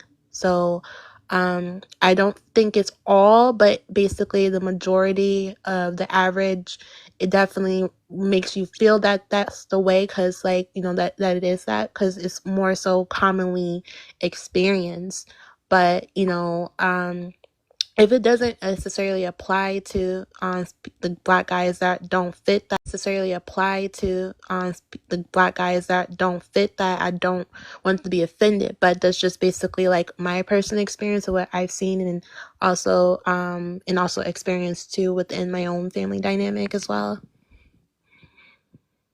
Okay, all right, Evie. I'm glad that you came up, and I appreciate your perspective. And you know, it's like I think that some people think that I take pleasure in this. I actually don't. I don't take pleasure in having a live where I ask black women, and I've done this before. This is not the first time where I ask black women, do they feel okay? Let me block Big Tip, you guys, that y'all said. Just a second. Let me block them. I did. I blocked them, you guys. I'll say that I don't take pleasure in knowing that there's a very large portion of black women, or the collective of black women, do not feel protected by the collective of black men. That does not bring me pleasure. It actually makes me sad. And it makes me realize that there are severe problems and issues in the black community. And, you know, let me not just say the black community, because I feel like that's a smoke screen when people say it. There's a problem with black men, and it has to be resolved. And there are so many, you know, different ways to prove that there is a sincere and serious issue with black men, with the collective of black men, that they refuse to acknowledge. But it's actually terrible. But the reason why I do these is because so oftentimes people gaslight black women, like I said earlier, about it. They will say, oh, no, that's not true. It's only 10 of us. The other millions of us, oh, no, we would never. And it's lies. And that's why I like to talk. It's always, it doesn't matter the woman's age. It doesn't matter if she's a teen girl, like 18, 19. It doesn't matter if she's an older woman, like 60. It doesn't matter if she's middle, like 40, 45. It don't matter if she's in her 20s. It don't matter if she's in her 30s. All of the women have the same thing to say. And that means something, that there is a problem. But once again, because it's only affecting black women in this way, nobody cares. Nobody cares. And that's the most upsetting thing about it, is the reason why I feel like I need to bring attention to it so often, because if I don't say it, or another black woman doesn't say it, nobody will ever say it. Nobody will ever talk about it, because nobody cares about black women, except possibly some black women, and even other black women don't care about black women. So it's like, what can we do? You know? Can I But add? yeah, go ahead, I'm sis. sorry. I'm sorry. I don't want to interrupt y'all convo. Oh no, go ahead. Go ahead. To add, and I think you mentioned this earlier. I wanted to reiterate that, you know, with these generalizations, black men can get on spaces like this. Some black men like that get on spaces like this and be like, "Oh, don't generalize us all. Don't talk about us all. All of us aren't like that." But like you said, I've been on two spaces today. Well, not been on, but I've scrolled past two lives today. Well, but they black women this, black women are out of order, black women this. They can generalize us, and we can all be one thing. One black woman can represent all of us, and that'd be okay. And we say, oh no, it's not all of us, and all you all feathers flock together, and this, and y'all all influenced by social media. But when we're talking about them, and you specified what you meant, it's like, oh, it's not all of us. Like that's the only thing that I hear black men say, it's not all of us. It's not all of us. It's never. But when that criticism is put back on them, the same criticism that they place on women, they confused. It's the reason why they do that is because they want access to our body. So they say, well, not all of us, I'm different. And they want you to believe that until after they conquered you and basically show their true colors after the facade drops. But the thing is about it is that when it comes down to like men in general, like they hold women to a moral standard they fail to meet themselves.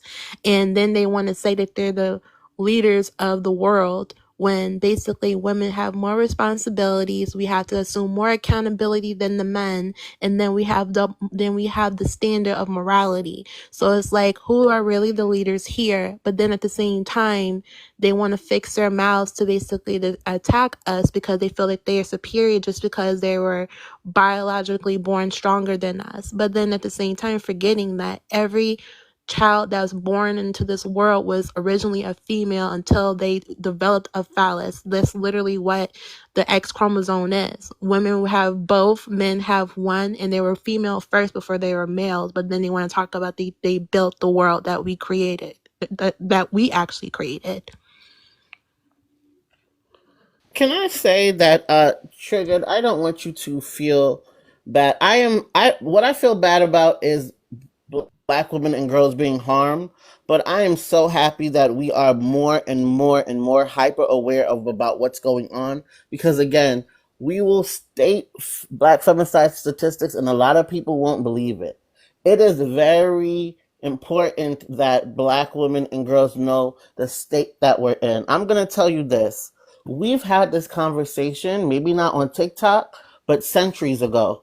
There was a time where we were brought over to this place and a group of us women say, maybe we shouldn't trust them, but we went against our gut and we're here today in America. Literally, our ancestors have had this conversation. What is it going to take that our descendants, right, the women and the girls that's going to come after us, won't have to have the same conversation centuries from now? Because we've had this conversation. And I'm just going to say this, only because I do pride myself with logic.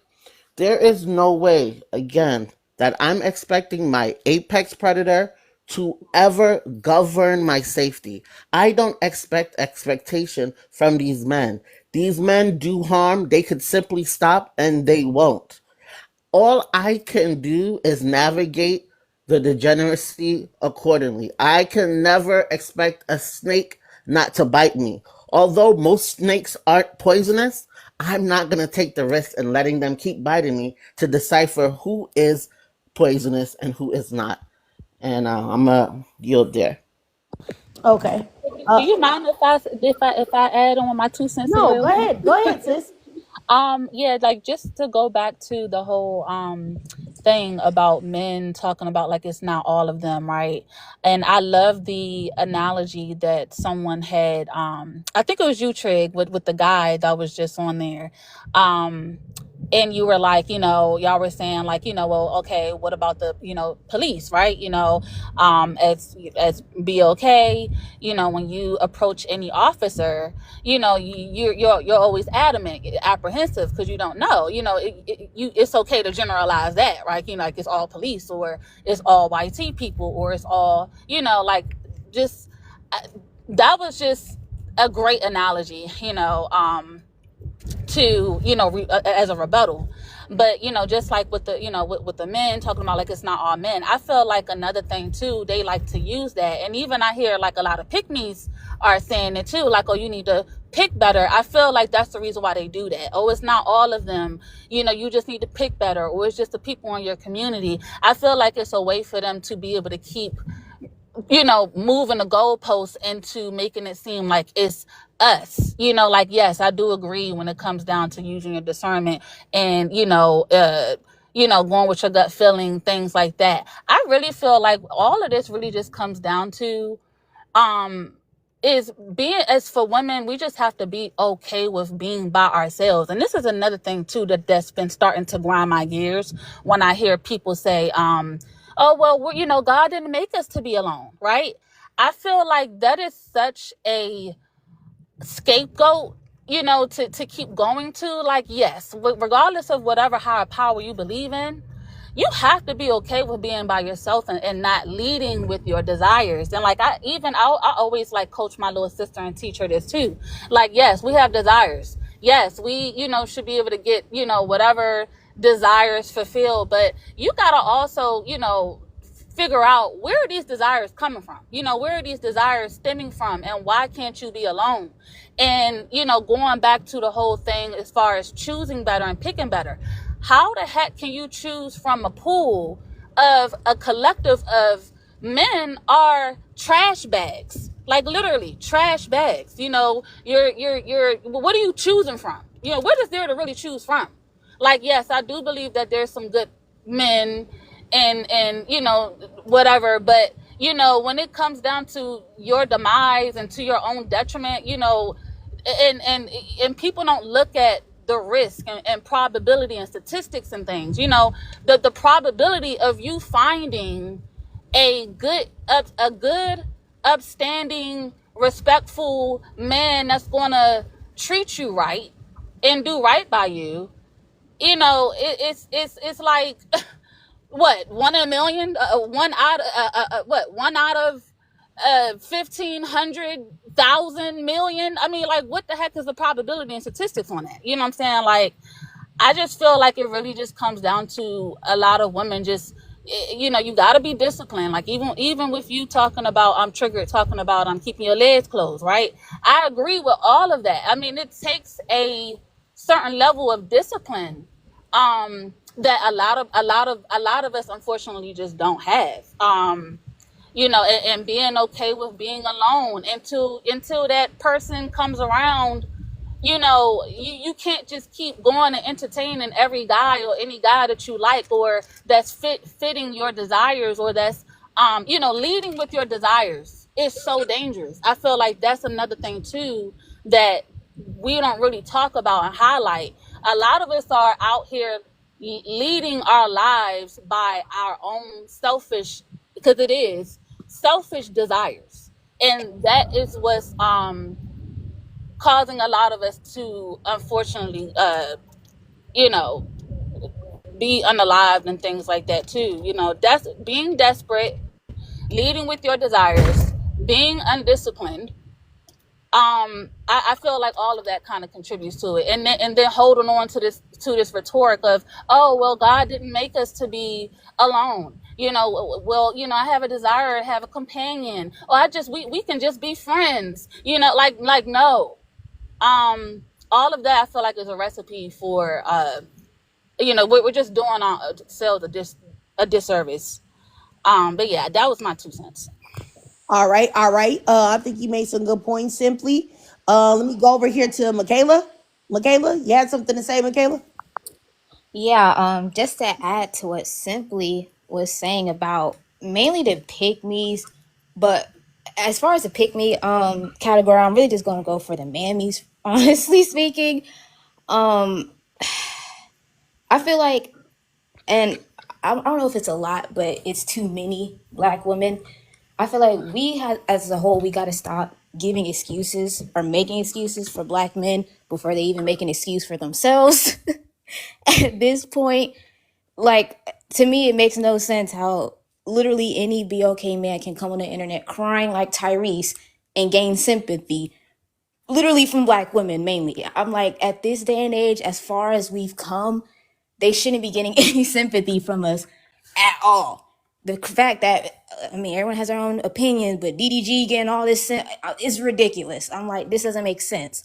Tyrese, Brian, all these dudes, I'm like, this doesn't make any sense to me at all. And I just feel like we really just gotta like just deconstruct just our minds and this brainwashing of having to do, basically just do what men are supposed to be doing for us, defending us, making sure we are at peace, instead of the opposite at this point. You know, that's all I really wanted to say. Yeah, okay. All right, Michaela, I definitely agree with you. I definitely think that you made some points as well. Yeah, I've seen the DDG stuff, and with so many women standing up and protecting and defending him, and I am flabbergasted because some of those women that are saying that, I didn't even see them stand up for Halle Bailey. So it's like, why in the world would you not stand up for your sister before you would stand up from some buckethead dude? But I totally agree with you. I do. All right, let me go over here to Evie. You have something to say, Evie?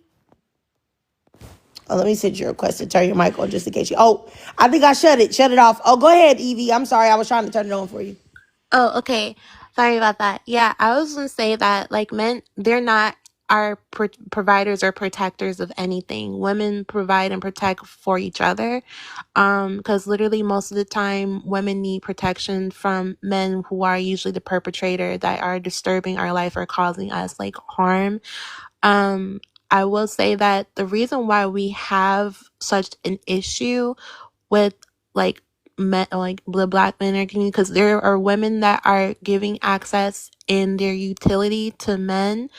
And because basically in their brain, SMEX is a reward. That's how it's registered in their mind. It's in their brain.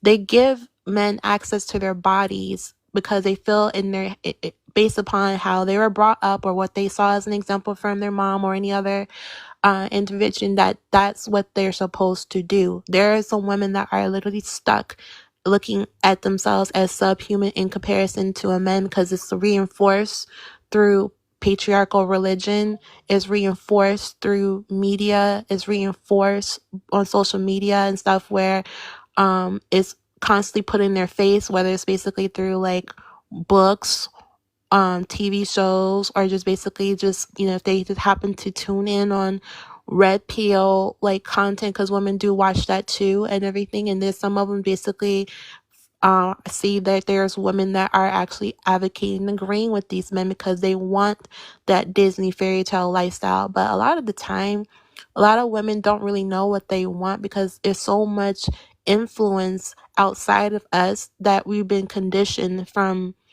adolescence. Like women haven't really were never really able to have a real childhood. And I'll say this because if you walk into a toy store in the girl section, you'll see baby dolls, you'll see a toy kitchen net, you'll see Barbie bridal toys and things like that, where it's basically already indoctrinating girls at a young age to have this as a precursor in their mind of a goal of what they should be doing when they become of age. Boys are basically able to live their childhood without those thoughts whatsoever. So it's like, the idea that men are able to love women, where does that come from? Because as I see it, all throughout my, adolescence and coming into adulthood, all that media and propaganda was marketed to women, not to men. And men are only basically taught how to get game, to prey on women, to get results, to smacks, and that's it. And women thinking that, that don't know any better, are thinking that just men are going to think just like them, and they just have a phallus instead, and they don't. They think from the mind of hunter and gatherer, which like they used to always say all the time. And if they're a hunter, who do you think is the prey? Us. So it's that, literally when I see women that are like placating to the plight of a male and basically, trying to fight their battles, when basically this system that we're living in and everything that a lot of women are now thriving in, now that we have access to fair resources that men basically like hindered us from getting, like bank accounts, having mortgages and everything like that, and the ability to work for ourselves. Like we are seeing that we are thriving regardless in their patriarchal system, which they still complain about, even though it's a system made by them for them. All right. Okay. I appreciate you, Evie. Let me go here to Red Velvet and then Super Villain. Yeah, I guess I want to add. I feel like a lot of this conversation, not just this live, but in general, the fact that it's even gendered, like you shouldn't have to be a woman to understand the plight and the level of oppression that goes on. Like I can't say every, but 9 times out of 10, men either have done it or they know a man that has victimized a woman in some way. But for some reason, when it comes to confronting it, they act dumb. And I don't understand why it has to be this hive mind with men against women. Like if harm is happening, why can't we work together to stop that? Why is it so I don't understand that it's patriarchy and men are conditioned to be a certain way, and so are women. But it's like at the end of the day, if we want better for our communities, that like so many people claim, why is it like I don't understand how it isn't obvious to people who say they care. That's my thing. Like if you care about the betterment of our communities, how is this obvious to you? And how can you, oh, it's not happening, oh, women are lying, oh, it's not every man. Like, why make excuses for it? And we know it happens, we see it happening, we grew up with it happening in our families, like saw it happening to our friends. That's just my confusion. All right. Okay. I appreciate you, Red Velvet. All right. Let me go down here to excuse me, Supervillain. Thank you. And it was so much said. I don't even know where to start, but I'll try to be brief. I do want to piggyback off what Evie was saying. A lot of these guys are not protectors and providers. Uh, they cause the issues that they want to solve. They're pseudo leaders or pseudo leaders, however you want to say it. Men can simply just stop being harmful and stop hoarding resources. There would be no need for protection or provisions, but they won't do it because innately they know that their contribution to the world is minuscule. This is why that whole they need to sow their wild oats and they need to go out and do it with everybody all the time. That's simply not true. First of all, it's too many of them. Now, Mother Nature's trying to course correct through the lonely male epidemic. And number two, their contribution in procreation is minuscule again at best. Remember, what they contribute, they have to keep reproducing. And that's why they have this urge to go out and do it all over the place. Women's contribution in procreation, our contribution lasts a lifetime. It is our egg. This is why when men try to do that whole procreation thing, who's better, who's more vital, they flip the script in nature. It's the men whose stuff does not survive. This is why they have to keep reproducing. If you have to keep making something versus having something for a lifetime, what do you think is stronger? I tell women all the time, y'all don't have to not listen to religion or not do anything, whatever you believe in, but just simply look at nature. Nature teaches us the males have to be attached to the woman to understand procreation. Females can go out and have their baby and a male will never know he has a quote unquote legacy. The male has to stay attached to the female, but patriarchy and things of that nature constantly flip the script. It perverses what actually happens in nature. So I just want to say with the whole protection and provision thing, it is a farce. They could simply just stop being harmful and stop hoarding resources. Simply just stop being harmful and stop hoarding resources. They will not do it because if they did, they'd ultimately find out, which is what they innately know, they are minuscule contribution at best. And I also want to say something else was brought up. I briefly want to say this. A lot of the times when we have this conversation, we forget a small sector of women. A couple of them were in the comment section with me going back and forth. Not every time women don't want to have proximity to men, it has to do with a romantic relationship or something going awry, right? Or a bad relationship. I tell you all the time, my father raised me to be a strong black man. That's why I'm a very masculine woman. I was never really a pick me or anything like that. I never really desired proximity to men or relationships. There's a lot of women that are like this. We come from a long line of autonomous women. Men could be Jesus Christ tomorrow and we still wouldn't want to, mess with them. Although we are straight, we are not lesbian women, right? Our sexuality is that we are straight. We find them attractive, but we don't want community with them, or at least for a long time. That's another issue. Society grooms women or certain women or every woman to think that if you do not have proximity or relationship with the man, you cannot live a happy life. But you can. That's why there's a lot of women stuck in marriages. It may not necessarily be a terrible guy. It's just that she's not supposed to be confined or in a relationship. So I just always want to bring that up. I'm one of those women in the community. I come from a long line of autonomous women who are simply just not. I just wanted to throw that out there as well because we as women, right? We're not a monolith. We call from all different walks of life, and there are some women who we call from all different walks of life, and there are some women who are just happy. Like I say all the time, the men try to threaten you with, you going to bed lonely and alone tonight. Sir, that's my favorite part of the day. I love when I get in my bed and I stretch out and there's nothing but more bed and not an eggnog in my space. So I just, Drake, I just wanted to throw that point out there. Thank you. Oh, no problem, no problem. I wanted to tell you guys though, I appreciate all of you ladies coming up here today and telling me y'all experiences. It was very sobering to hear so many women talk about things that they've experienced, other women, friends that they have lost due to DV, due to femicide, abuse that they've experienced. And I appreciate all of you guys for sharing.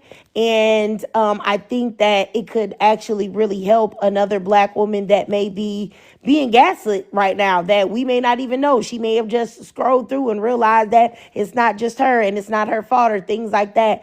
And I just always want to create a space, a safe space for Black women, for us to talk about these things, because I honestly do believe that, there's a problem with how Black women are treated in the world, like as far as how people look at us and how people just don't care. Well, the only time they care and want to hear from Black women is when we can do something for them, when we can do some laboring for them, when they can use our voices, even though any other time they're telling us to shut up and we're too loud. But if they can use us for something, that's generally the only time people are concerned with black women, and not concerned with our well-being or anything. And then it's just so many, Pikmis out here that are so extremely male-centered that they would go against other Black women to just get a little bit of validation and praise from men. Like with this whole Meg Thee Stallion situation and Halle Bailey and just seeing all these women just regurgitating things that I know they heard from like red pill men is really disgusting. But I just wanted to say I appreciate all of you guys for coming up here. I am going to end the live because something came up I got to do. But I just wanted to say I appreciate every one of you guys for taking the time to come up here and speak. And, I definitely want to do this again, because I feel like the more we talk about it, just like how there are I feel like it's a wave, right? That people generally say that like Black women have attitude problems, or Black women are independent, too independent, or hyper independent, or what's some other popular stereotypes with Black women, that we're masculine and things like that, or we're single mothers. I feel like there are far more like horribly negative stereotypes about Black women floating around. And I think it's because oftentimes Black women don't stick up for themselves and say, hey, well, you know what, since we're doing that, let's talk about what's going on with Black men. And that's the reason why I want to make sure that we talk about Black men honestly, and we don't share in the things that they do. And what I mean by that is like, back in the day when I was on my pro-Black tip, I would debate and argue with whitey people. Now, I have not done that for several years. I do not do that anymore. I do not talk to whitey people or non-Black people about racial issues, but I used to. And when I did, I would say they would bring up like unalivings and so-called Black on Black crime and all of the things that Black men commit. And it would just be like the Black community, the Black community, the Black community. And I would just argue back and forth and take that on instead of saying, excuse me, wait a minute, that's not me. That's Black men. Black women aren't doing that on any notable statistical level. We talk about incarceration rates. Incarceration rates for Black women have dropped 168%. It's not us. This, that, and the third. I never used to do that. And I think that we should start doing that more often. We should start also talking about the fact that Black men are not protectors. Black men are not providers collectively, and see if we can take a lot of the heat that is on us off of us and put it on to them. That's how I feel like things should be, because I'm just tired of seeing, our names being slandered, when most of the things that get our name slandered is either Black men directly doing it, or it's a result of their actions and behavior. So I just hope that we can do that. But I will do a live like this again. And I just want to say again, I appreciate all of you ladies. I appreciate y'all that came from my YouTube and took the time to come from YouTube to TikTok to listen to me and to join in. I appreciate y'all so much. And for anybody that just knows me here on TikTok, because I actually had a TikTok first, I do have a YouTube. I do upload video every day at 6 a.m. Sometimes I double upload at 6 a.m. and at noon Central Standard Time. But if you guys are interested, all you have to do is just click on my page and click on the link in my bio, and it'll take you right to my YouTube. I appreciate you guys. And just like Miss Chrissy Baby was talking about in the comments, yes, swear talking about gold diggers. Black women, if they was gold digging, black men collectively would be the last men that they would choose to engage with. Thank you so much. Thank you so much, Cookie. I love all of you guys, and I will see y'all later. And once again, if you're a black woman listening to this, I want you to know that you are awesome, and I hope that you have a great weekend.